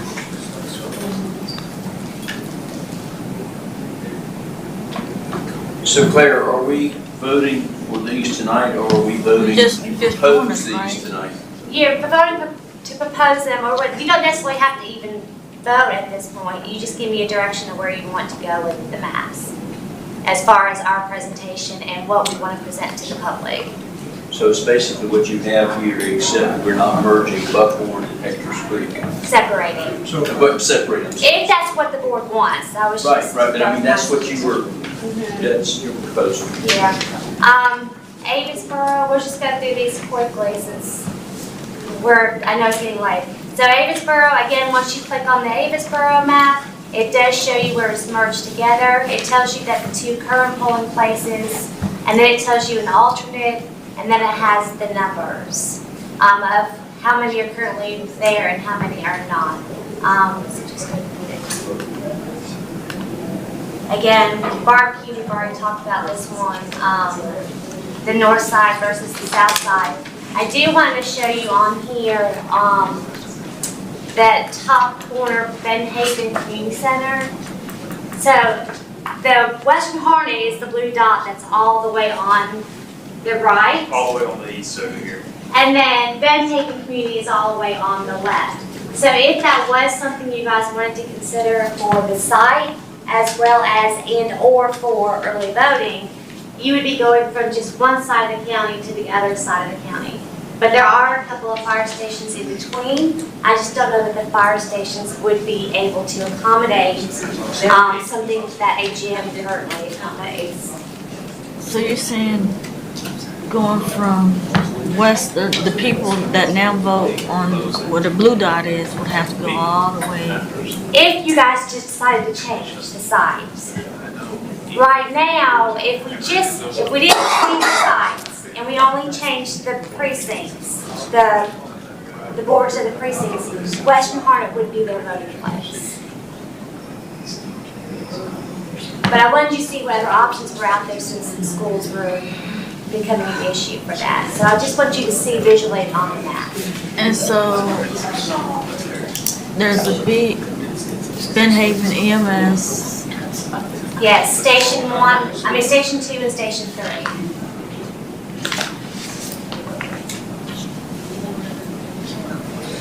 But people still have to travel. Yeah, they'd have to, if we moved, they would have to travel from. But great, if you think in reverse, the people on that side are having to travel to the other side as well. But then there's two, so I don't know. Yeah, it's just something to look at moving forward. Mayor, the school's a territorial, fire department of course, for territory. Yes. If we went to fire departments, we'd have the same issue that we have with the schools. Yeah, it would be the same. It would be the same. So this is the southern part. Again, the only areas that are really good for voting down here would be the Highlands Elementary or the Highlands Middle School. I know I did highlight the YMCA because Commissioner Nickel had mentioned that a few times at the meeting, just so you can see visually where it is on the map. But there are two schools in that precinct as well. So the schools are kind of to the north of that, and then the YMCA is kind of down to the south. We have Highlands Elementary here and Highlands Middle, both on the same road. So there's something in every spot. It's just a matter of what the board wants to do moving forward with it. We gotta tell you tonight? No. Oh. No. No. So this is Black River. Again, we're not doing anything with the Black River precinct lines. But again, this is going to be something that you'll have, you can look at as well. It just flags, currently they're at the school, and then some other sites that I was made aware of, which again was the Senior Center, the Masonic Lodge, and the fire department. And I did put on here that I did not recommend the fire department because that fire department barely has enough parking for the staff of the fire department. So it would not be a usable voting site. In the Northwest Harnett, they're going to split into two precincts. Where is the current voting place? Currently, it's at, We can answer that question. yes. Right now, we use the Northwest Harnett Fire Department Station. That's One. Station 1, and that's located right there on that township division where we had proposed splitting the precinct at. So it is centrally located within Northwest. For that area, yeah. Boone Trail, I wanted to point out Boone Trail because again, we're not talking about shifting anything with the Boone Trail lines, but I did want you to see where the Boone Trail Elementary School is in relation to the Boone Trail Community Center. We used to use this school, the old Boone Trail School, until it was no longer used. Then we still used the gym area, but because nobody was out there, it got broke into a lot. They had a lot of issues, so we moved to the school. But now the community building is maintained by the county, and there is a library out there. So if it's available. Yeah, so if this was something you were interested in changing, I think that would be an equitable update. And again, everything's on there so you can look at it. So go to Central Harnett. So this is the one that we were talking about merging. So currently the voting sites are the Lillington Community Center for Lillington and then the Booze Creek Fire Department for Neels Creek. If the board does choose to merge these, I would suggest using the Commons area as a voting place because one, it's bigger, and two, since we use it for early voting, it will cut down on a lot of confusion on election day. I know many of you have seen people going to the Commons area on election day thinking that they can vote there. So having our voting sites in line with our early voting sites, I think would be beneficial. And since I'm on that subject, I would say that when we do start discussing early voting sites, I would suggest that we use precincts as opposed to alternate locations.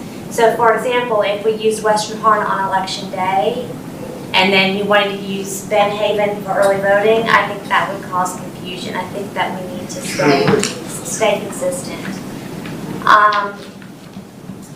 And then I guess zoom into Amesboro. Oh, I already said Amesboro. I already did that one. Are there any other precincts that you guys want to zoom into before we move down to the next topic? Or next area of the storyboard? Alright, so scroll down. So underneath this, and again, this is going to be something that you guys can access and the public can access. How do we access that? We'll give you the link. Okay. So underneath that, it does show the map of our registration numbers and where those population blocks are. I did just for today's, or Seth did just for today's meeting, we did highlight 5 early voting locations based off of some conversations of getting out of schools. We could certainly take this off when it goes to the public since we haven't decided on early voting sites. But I just wanted you to see geographically if we were to do Ben Haven Community, Anderson Creek Emergency Services, the Commons area, Dunn Community Building, to kind of get out of those schools. I did not update Andrew Elementary because I don't know an equivalent location on that side except for moving it to Northwest Harnett or something. So I just wanted you to see geographically if we had 5 locations as opposed to 4, what that would look like. And I think having an additional location in the western part of the county will help with some of those numbers during early voting. Now, will these locations correspond with election day? Not what's currently up here. This was just a suggestion. Yeah. And if you like this, we can certainly move the blue dots back to Western Harnett and to Anderson Creek Primary. Or whatever you want to do as far as so people can see that beforehand. Well, what if we do Northwest Harnett? Just try that as an early voting location as opposed to Andrew. We could certainly update that and move that over there. I think there's been enough discussion that we need to at least try. Okay. Come up It won't matter on Tuesday, 9 a.m. Yeah. Well, that's what I mean, like if they wind up passing that resolution, we all seem to be in agreement that the problem is early voting in the school. So let's at least have a proposal that. I think it would be better if they rewrote the resolution to just say. Correct, but we can't make them early. do that. I'm just saying. Early. Just a little bit. I said, I think it would be better if they had, or would rewrite the resolution to talk about early voting. Because as it stands now, it's like no schools. Yeah, I don't really want to make my decision based on this resolution that we're in front of. Yeah, I agree with Bill on that one. I mean, I agree, but I'm just saying that, you know, because then that means we gotta get out. That's right, so why don't we just, I think just stay what we're doing. I wouldn't, at this point, offer any alternative or, you know, finding our own location. Well, again, I'm not asking for a decision tonight. Right, okay. So we can do this map with the current early voting sites. We can do it with alternate moving Andrew Northwest, or if you want, we can take it out completely. And Well, I just not have it in don't mind that one or the other one, whatever, but no communication has been had with those, so it's false pretense that they're potential when they may not be accepted. Well, we can update it to make it with the current sites. Can we have both? Well, yeah. Can we have a potential- different color for the current sites? Sure, we can do that. Yeah. Just make sure, like, those, you say, make some of that, it clear that potential, whatever. disclaimer. Yeah, and then a little thing saying, have not reached out, or what, you know what I mean? Because I don't want to put that out there and they think that's where we're going, because, and the people like, we hear in our, you know, facility is going to be used, no one's spoken to us. So. Yeah, exactly. Let's decide on precincts and then decide on locations. Right. Yeah. Right. And then one other thing, so we can make that change. One other thing, just at the very bottom, we have one more map that I am going to go ahead and tell myself I didn't know how to use this map. So Seth wrote just instructions for how to use this map because I didn't know what that little arrow thing in the middle was. But you can use the arrow to go back and forth to see our current precincts and then our proposed precincts. So how I've got this is you can drag it over to the left and that, let me make it full screen for you. That'll make this a little bit easier to see here. Wow, you But did a can lot drag of this all work. the way to the left, and this shows our current precincts and their boundaries. And as you drag it to the right, it reveals not only in the boundaries, but there you can see in the counts they update as well as you go across it. So you can see a direct side-by-side comparison of the new proposed boundaries. Nice. Yeah, I wish it would be that easy to change it. I thought his maps were funky and I didn't know what that was. Actually, Kelly's the one that was like, oh, you gotta click it. And then this is particularly helpful in areas such as this, around like Anderson Creek and Stewart's Creek, where we're proposing running along to 10. You can see where that old boundary used to be compared to where we're proposing that it is. Nice. Then you're also able to zoom in and see the same information we've seen earlier from roads and other polling place sites, and also some of the proposals as well, that you can go through and get street level information on this. I think you should come with us when we go to the mobile precinct. He could drive it wherever we go. Yeah, I'm driving for you, we're all good. So, again, I don't really need a vote tonight, I just need to kind of know where we want to go. So, it sounds like everybody's good with this. We'll overlay the early voting, current and possible, and then where do you guys feel about Northwest Honda? Yeah, I don't think we need to split at this point. I agree with you. I agree, no split. Okay. All right, so we can correct that and leave Northwest Honda as one.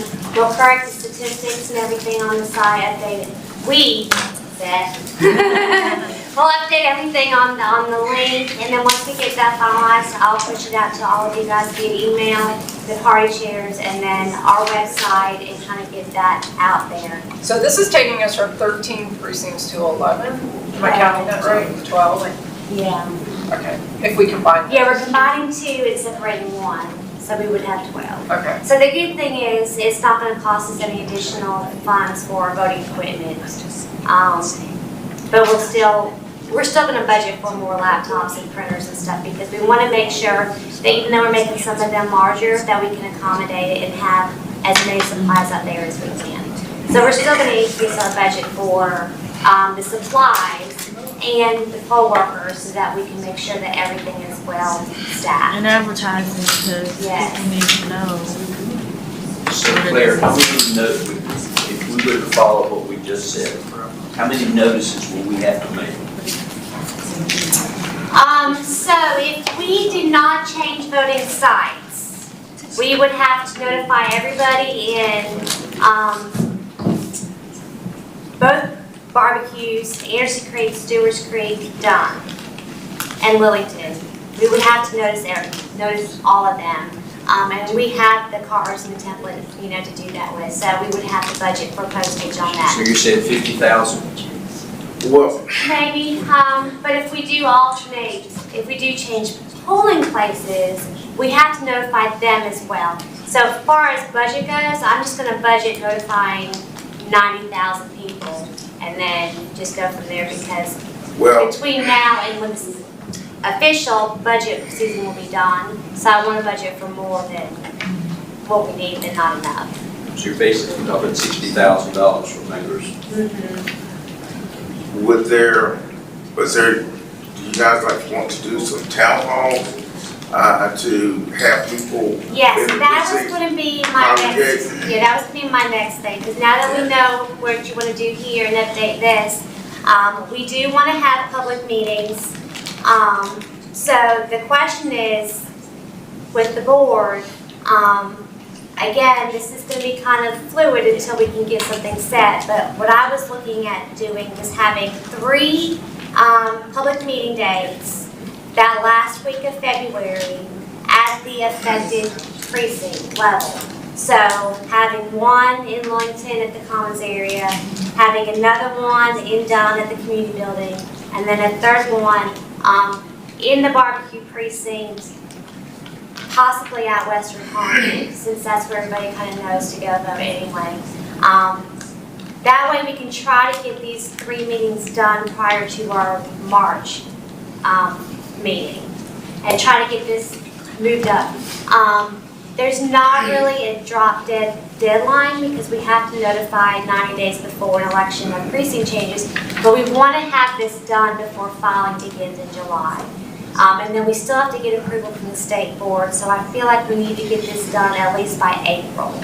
So if we can get our meetings done in March, meetings done at the end of February, maybe hopefully get final approval in March, that would give us time to get the documents together to send to the state and get final approval by April. If those dates don't work, as long as we can get that approval before filing, I think we can work with that. I just would rather do it sooner than later. Would it be helpful if we had another meeting like in 2 weeks and not wait till March? What month are we in? February, not wait till March? Well, I would say wait till March, that way we can get the public meetings done. So you want to have the public meetings before our next meeting in March? Yes. That way we can get the public input before you guys meet in March too.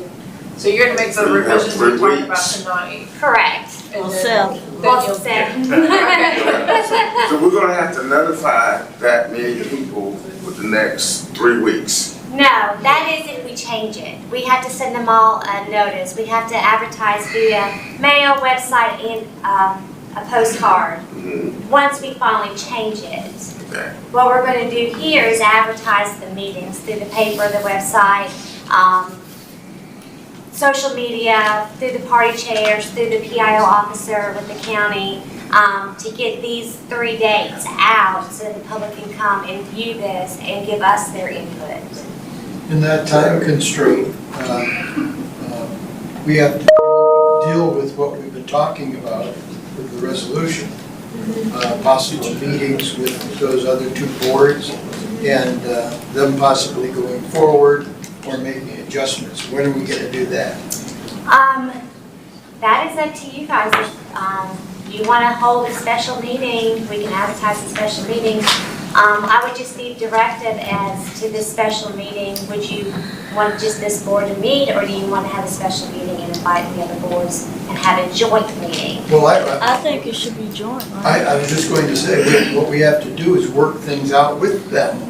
So it's going to have to be a combined meeting and maybe a roundtable discussion and have them come and they'll give their input, we'll give our input, and we'll see if we can make some resolutions. I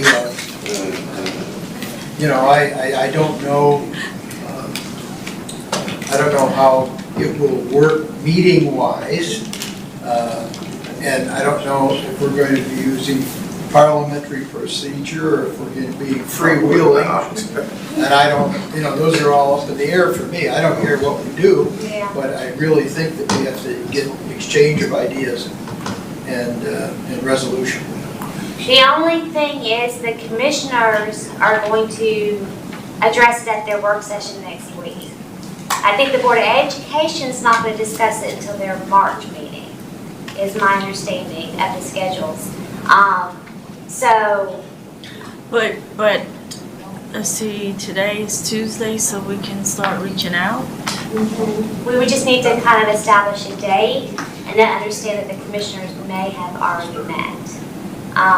Because their next meeting is next Tuesday. We need some kind of consensus tonight if we're going to try to do something. It doesn't have to be a resolution, but we need to have some of our sense. And if we're willing to compromise, which was mentioned in 2 PDs yesterday. Yes. We need some idea of what we're looking at. And if commissioners, if we're saying we're willing to compromise, this is what we're willing to compromise with. Yeah. So we as a board need to take a look at that tonight, and I'm hungry just like everybody else. Well, I agree. That's going to be a long discussion because I oppose any consensus or giving in effect, without a full discussion. They don't have the legal authority to do what they're doing. I don't want to be at loggerheads with them, but I don't want to be rolled over. Okay, so let me We're the ones that have the responsibility of making the call. For that Can I happens. interject for just a minute then? Yeah. Of course. Because I don't initially said this, we need to sit here through all of this, so we know we're moving forward with this map, everybody's good with that. Do you Well, let's wanna not open the forget floor? the party chairs, please. Yeah, did you want to say something, Did you want to say ladies? something? Hold on. Madam Chair, could the chairs Yes. approach and Yes. comments? Yes, ma'am. Come on up to the thing. I figured she'd ask. Thank you. We did that. Because what I was, Commissioners yesterday. before you start, because No, what I I was mean, gonna I'm suggest, But don't overstep my little toes, okay? what I was gonna suggest before she gets started was that we finish up the presentation Right, part of right, it. right, so And then if they wanna leave, then we can discuss what we wanna do as far as the resolution and stuff. And we'll make Unless that their input is going to another, be involved. we'll make that another agenda thing. Right, well, let's let them. Okay. Okay, so just a couple of comments. One regarding the commissioner situation. My understanding, I think maybe it was Senator Bergen that said that you could ask to not be part of public comments, but ask to be put on their agenda. So that might be something to look at, is asking the commissioners to actually put on their agenda, and then you'd be able to have a conversation. Just so you know, Claire did ask the last And time, we and were I was told told no. we had to do public So- comment. Didn't we just tell us we to couldn't? do that. Didn't Trump just tell us we couldn't have? I think he said that. Well, that didn't. But you can ask and I'll ask again. Okay. I don't mind. For our party, we're having our precinct meetings, our annual meetings in February. We're starting that Monday and Tuesday. So Northwest is going to be meeting on Monday, and then we've got for the four western precincts, which are mostly impacted by this, are all meeting at Calvary Church on Tuesday night. And then Neels Creek is also having their meeting on Tuesday night at the fire station. So again, those are, and the Central Lillington, I'm not sure exactly when they're going to do theirs because they're fairly inactive. So catching Neels Creek because they're impacted by this, and catching the other voters that are in the Western Harnett area will both be meeting on Monday, That's on 211 Tuesday. and 212? Both of them are meeting on Tuesday night. Monday night is Northwest. Okay. And then, if you could review again what the progression is for how this will be implemented, and because, again, we'll be electing precinct leadership, and if the precincts are changing, that's going to impact how we organize as a party. And then one other note that I wanted to make about where we have the meetings, I think statutorily, the precincts are supposed to, the parties are supposed to be able to meet once a year at the voting location. And because they're in the schools, that's been a hurdle, because then they want us to pay money to have a security person there or janitor there or whatever. So that would be something to maybe consider if we can get out of the schools. Then we might have a place where we don't have those hurdles for having our annual meeting at a cost, or trying to find them someplace else to have them. Not a big deal, because we do generally find some other place to do it, but just a consideration. So, thank you.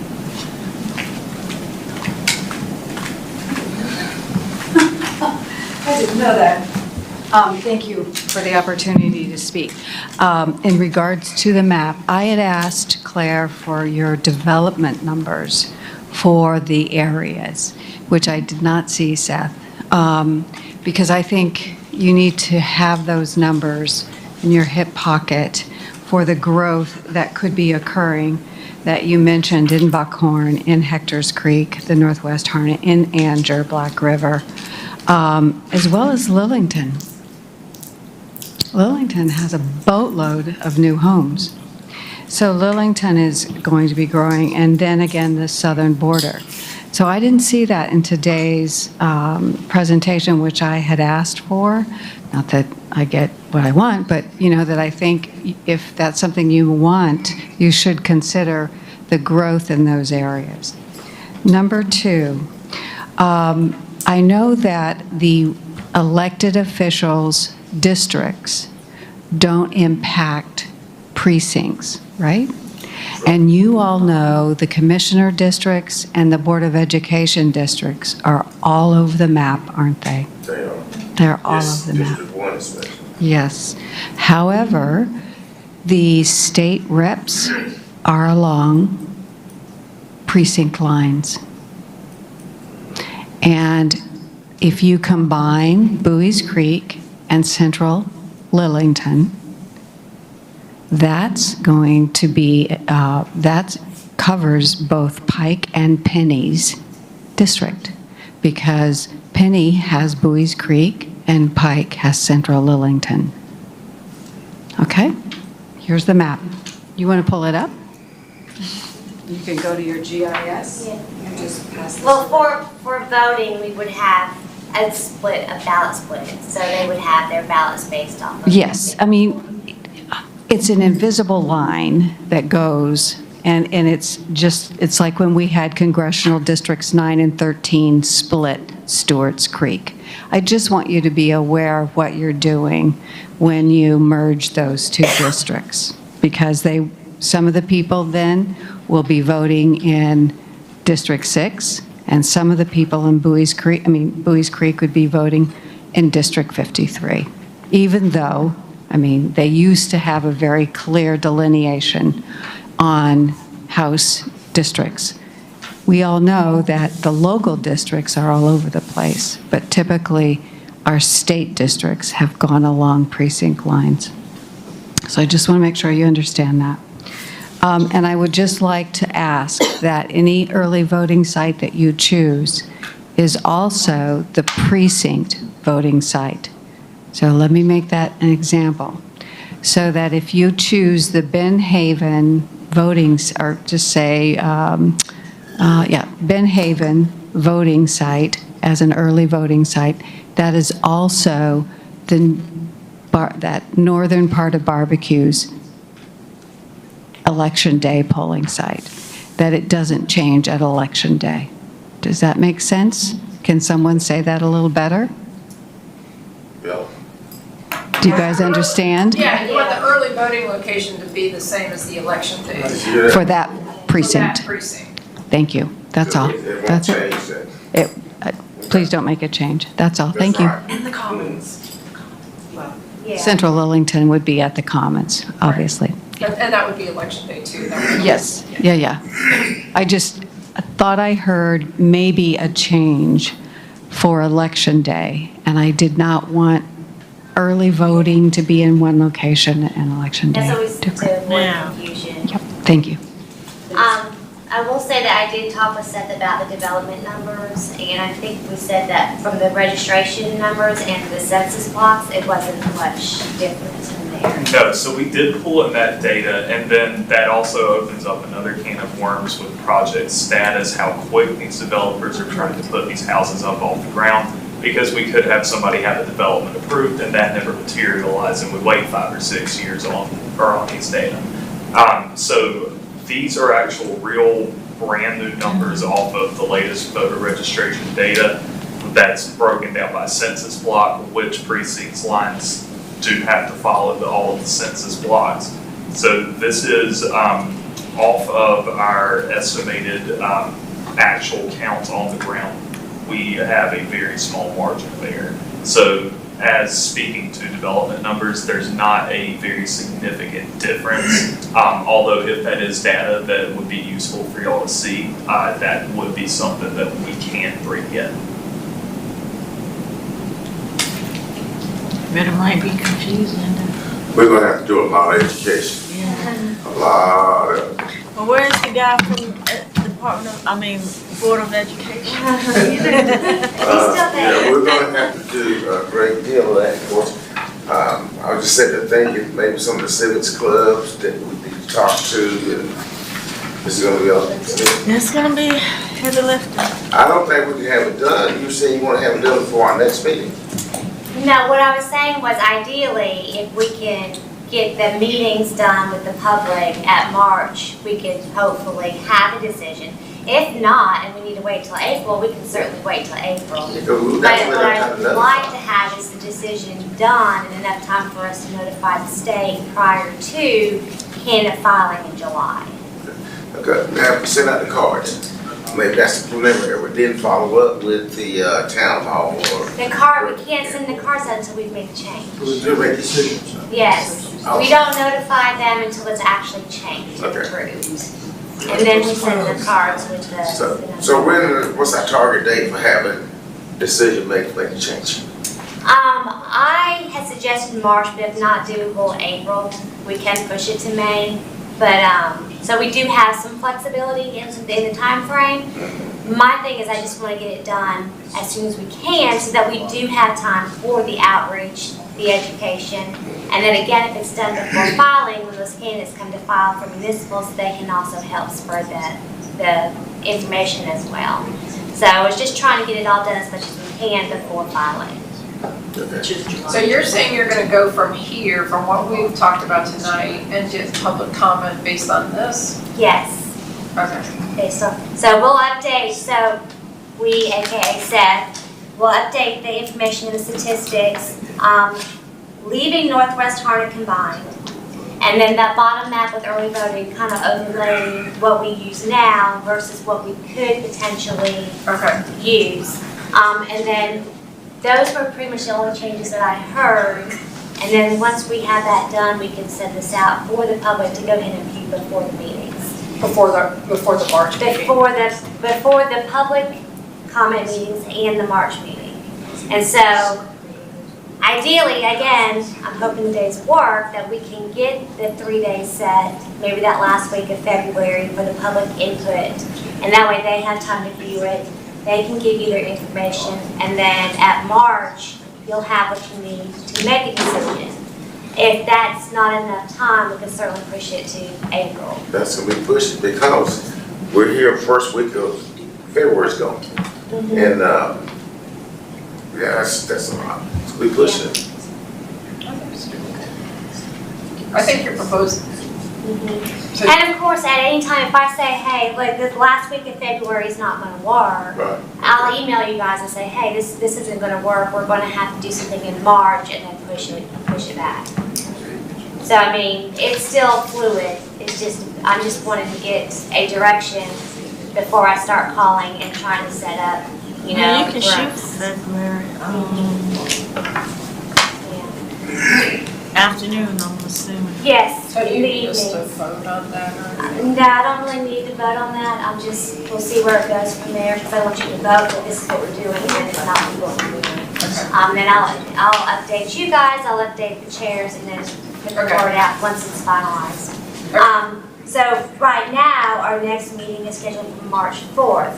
So if you want to, we can go ahead and add another agenda item to tonight to discuss the resolution and what you guys want to do moving forward with a possible joint meeting, or, because we will need time to reach out to the other boards, for them to schedule, you know, for me to get the room.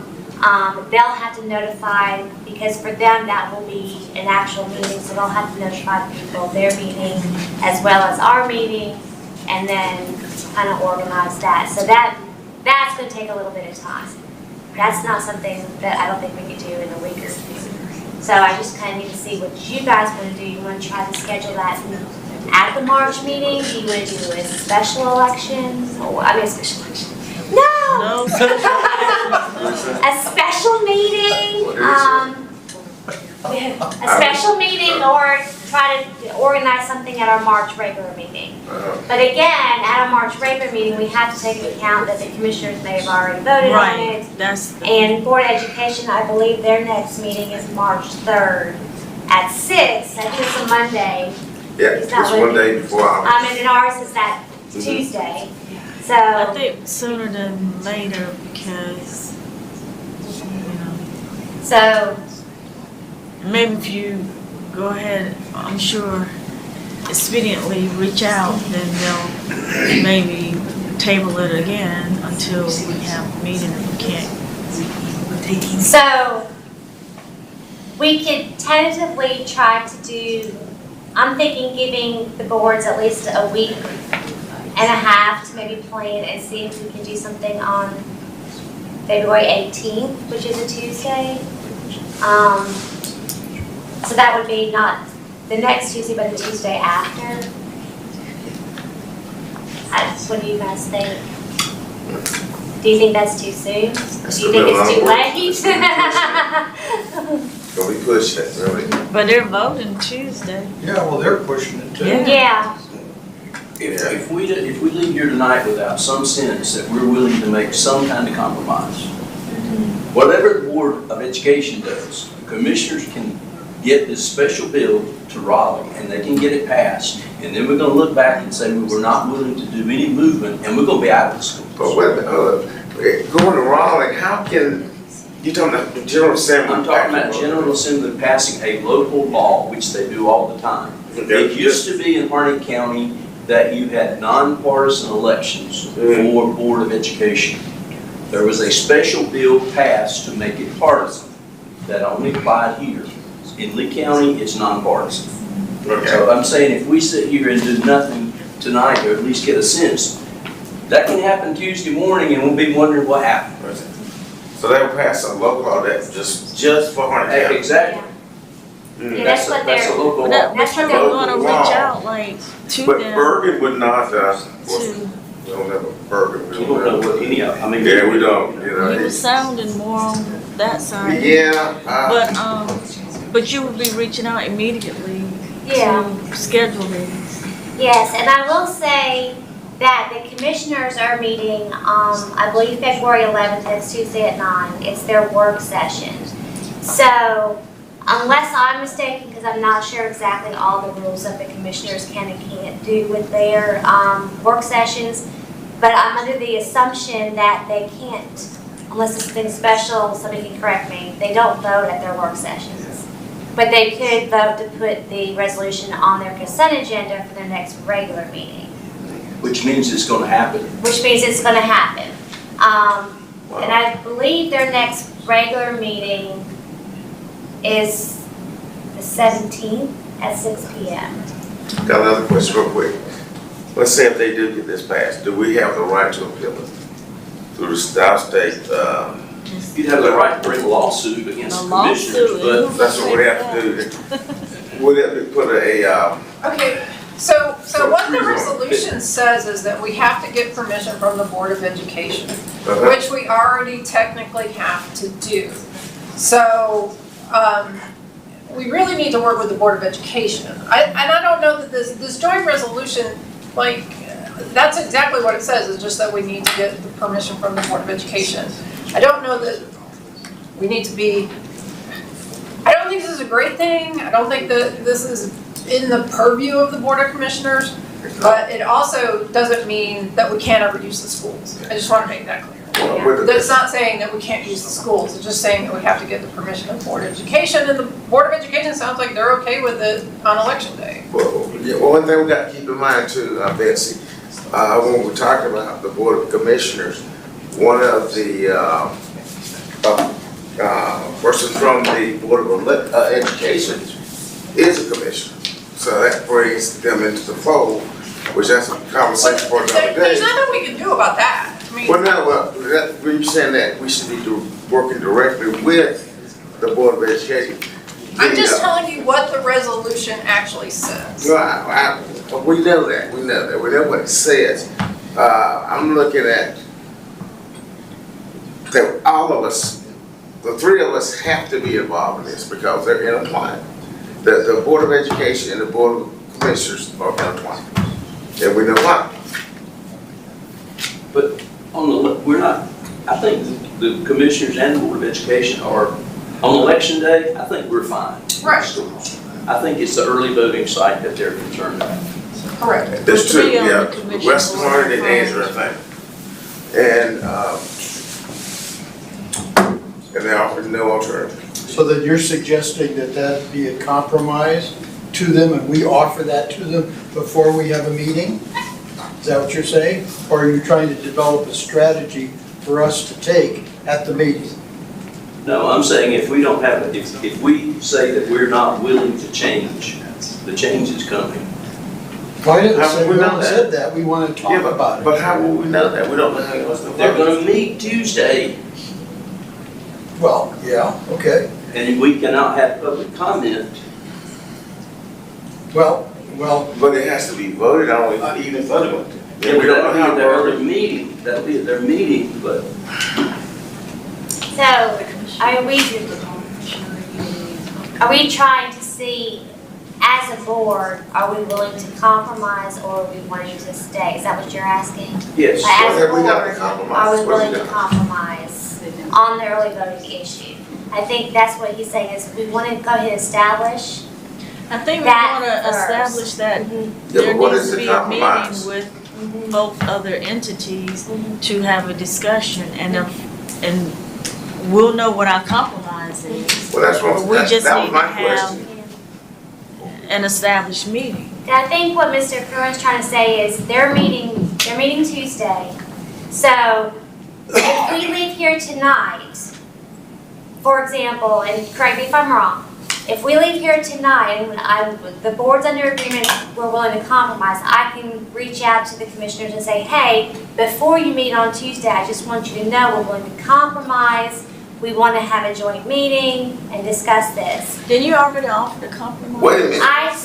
During What is the compromise? my What is- speech, I did say that we were willing to compromise, but that's just me saying it. That's What- not the yeah, board. Yeah, that's coming right. into So, agreement. because I want to know what is the Well, compromise? we don't know yet. The We're just saying The that. compromise would be not using schools for early voting. That's not a compromise. What are we going to do for early voting if we don't use the school? Well, I think Claire had a suggestion there. well, that's a That's a suggestion. suggestion, that's. Well, I mean, just saying that We there is don't an have, alternative. we don't have anything to compromise with. At this point, and so with the, it's good that it is, the municipal's coming up, if there's gonna be any change, but we don't have anything to go and say, well, listen, we will do this if you do that, we'll take this. They are pushing us out, and with no, alternative, they're not giving us anything, so we don't, compromise should be on them with it. It's up to us to come up with the alternatives. It's not up to them. Wait, Well, I wait, disagree with that. why is it up to us? They're the Because ones we're that the say, ones that have to decide whether a location is suitable for voting or not. yeah, well, there's a vote. procedure to do that. Yeah. See, the procedure is set out in statute.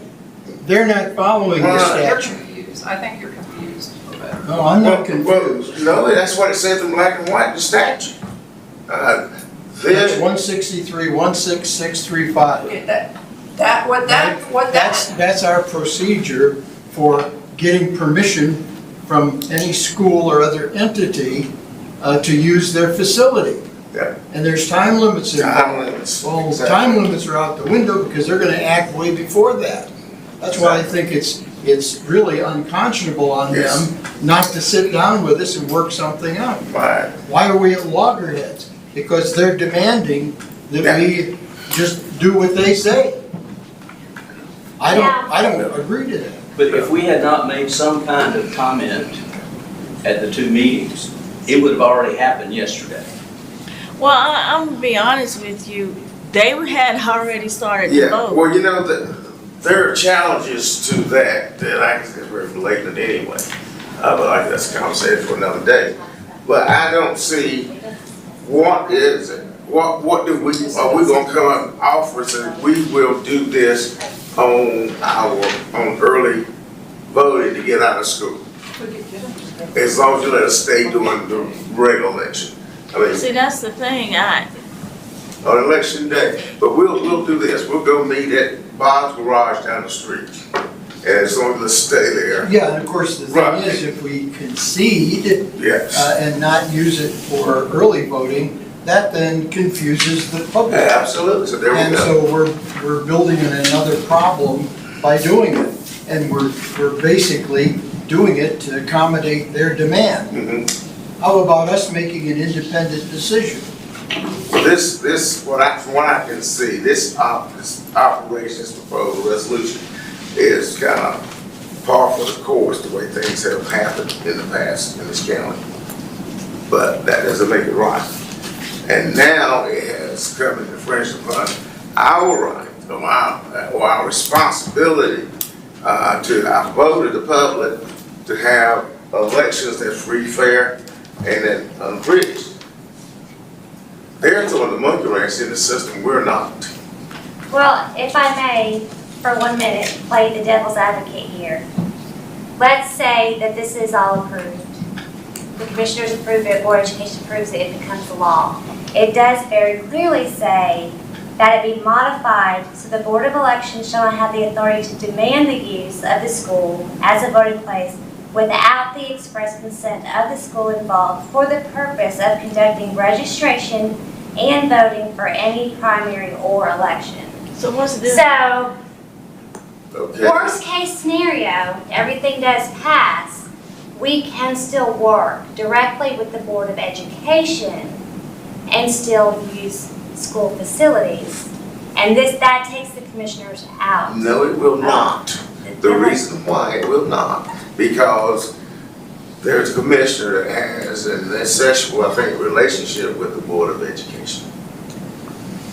Yes, There and you that's how So, politics right. work in a lot of different boards. But when But you you're get talking about statute- people wear two hats like Yeah. that. Yeah, but that's right. When you look at the statute, the law does not say that.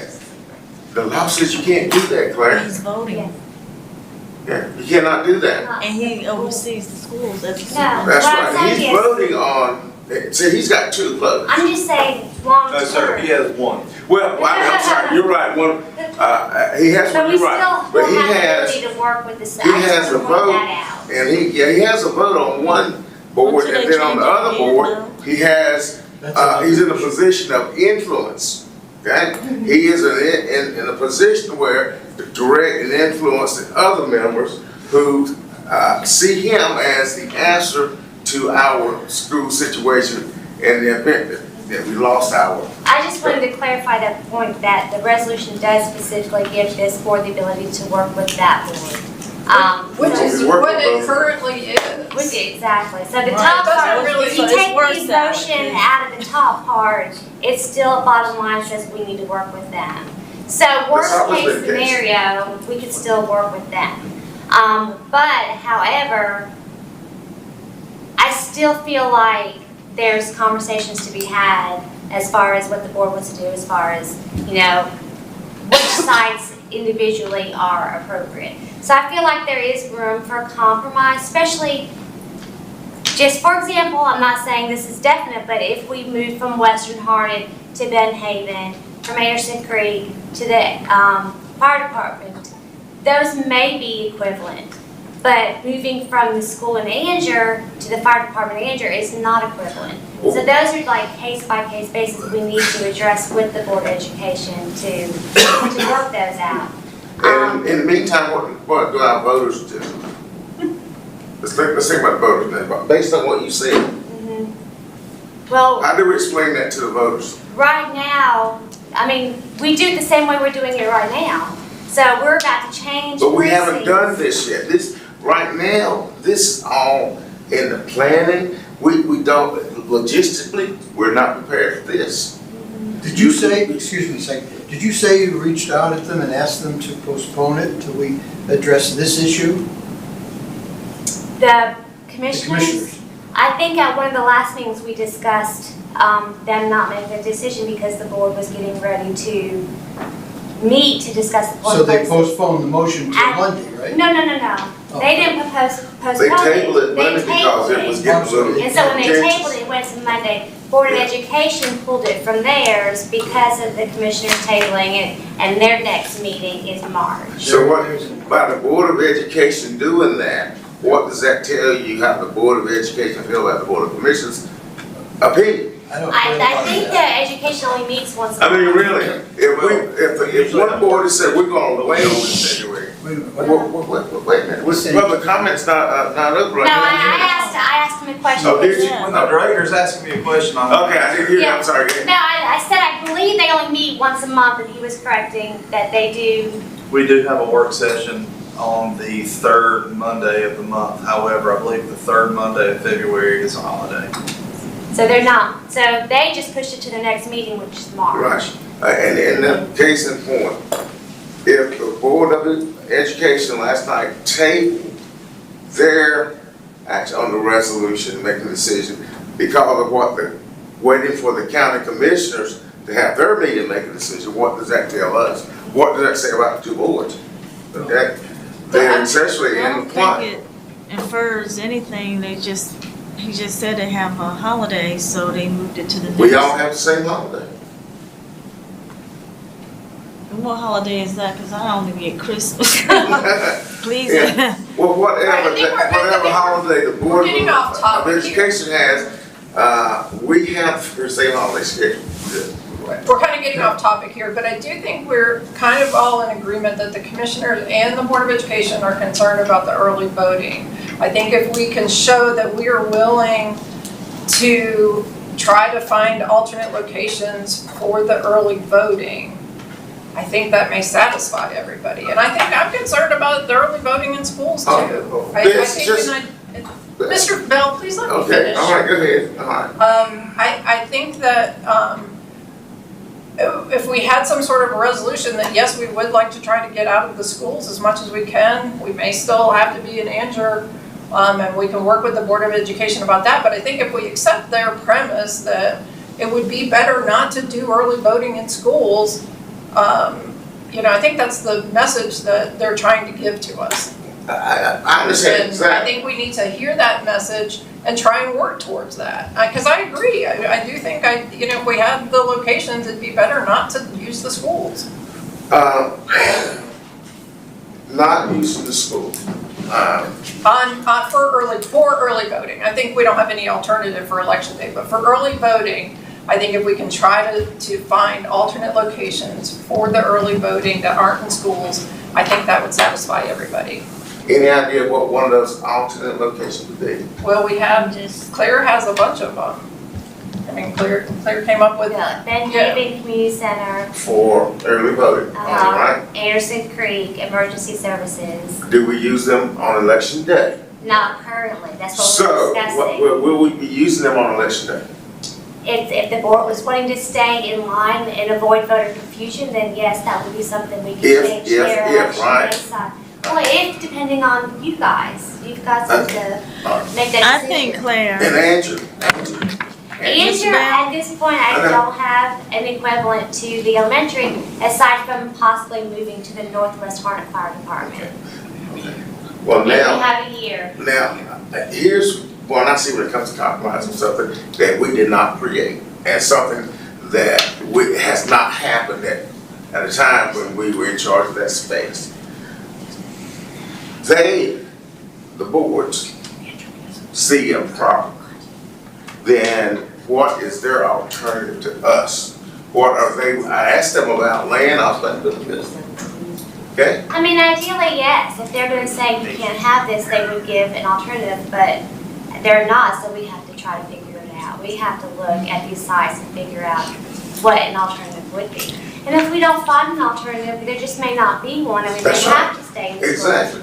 But I think what we need to, I think what Mr. Curran was saying, what Bessie's saying, and I think what the boards want, is I think they just want to hear that we are going to consider it. I think they want to hear this board tonight say we're going to consider the options, or we don't care, we're staying where we're staying. And I think that's kind of the that second part, that latter was wrong. Tell them that we're going to consider it. That's fine, because we as a board, Which we is are not what in I'm together. trying to get you to do. Let's just put an end to this. Yeah. There was something else that I wanted to talk about. But, So, well, this is what I'm important about, Jen. it is important. This is why I'm trying to get out what I want her to do. Reach out. We have one member here, but reach out to the chair is Powell for education. And Nickel is for county commissioner. Said, we've had our meeting. We want to have a meeting prior to, we'll have to do it prior to Tuesday, or unless they're willing to. That sounds like motions. Unless they're willing to. You want to put that in a motion, Madam Chair? You'll put that in a motion? Well, if you're saying the consensus of the board, you're sending the director out to tell them that we had agree to that at all. That's what What's your agreement You then? want to put it in a motion? Put it in a motion then. I'm just telling her to set up a meeting. We don't have to say one way or You the said other. tell them. Each chair that we would like to have a meeting to discuss their resolution, period.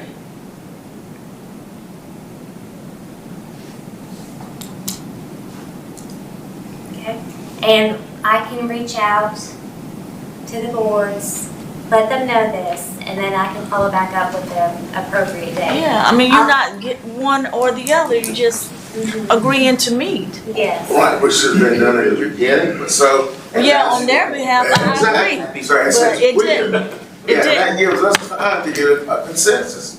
And become, a unit before, just, we like to have a meeting with everybody in the room, Yes. period.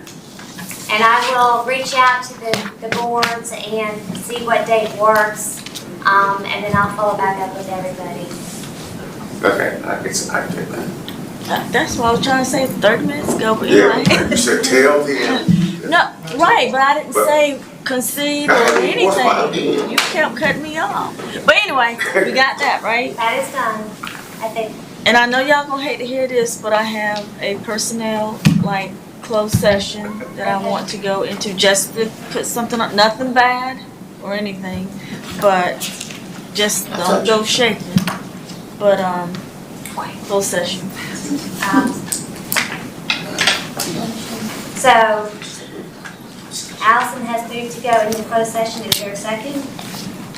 Second. All All right. in favor? So we are 7:40. We are in closed.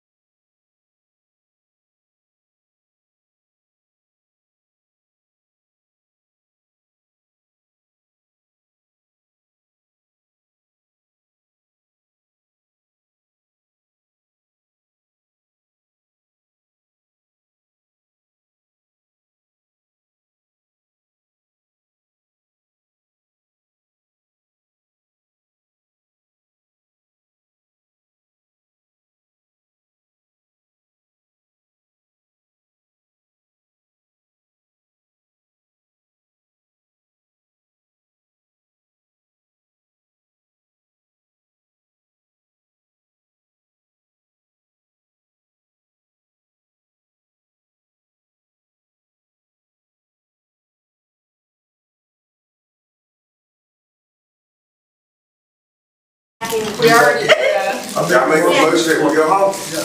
Motion to adjourn, Aye, and, the second. I second. I'll second. You made a motion. All right, motion and second to adjourn, all those in favor? Aye. Oh, yeah. We are adjourned at Thank you, guys. 7:57.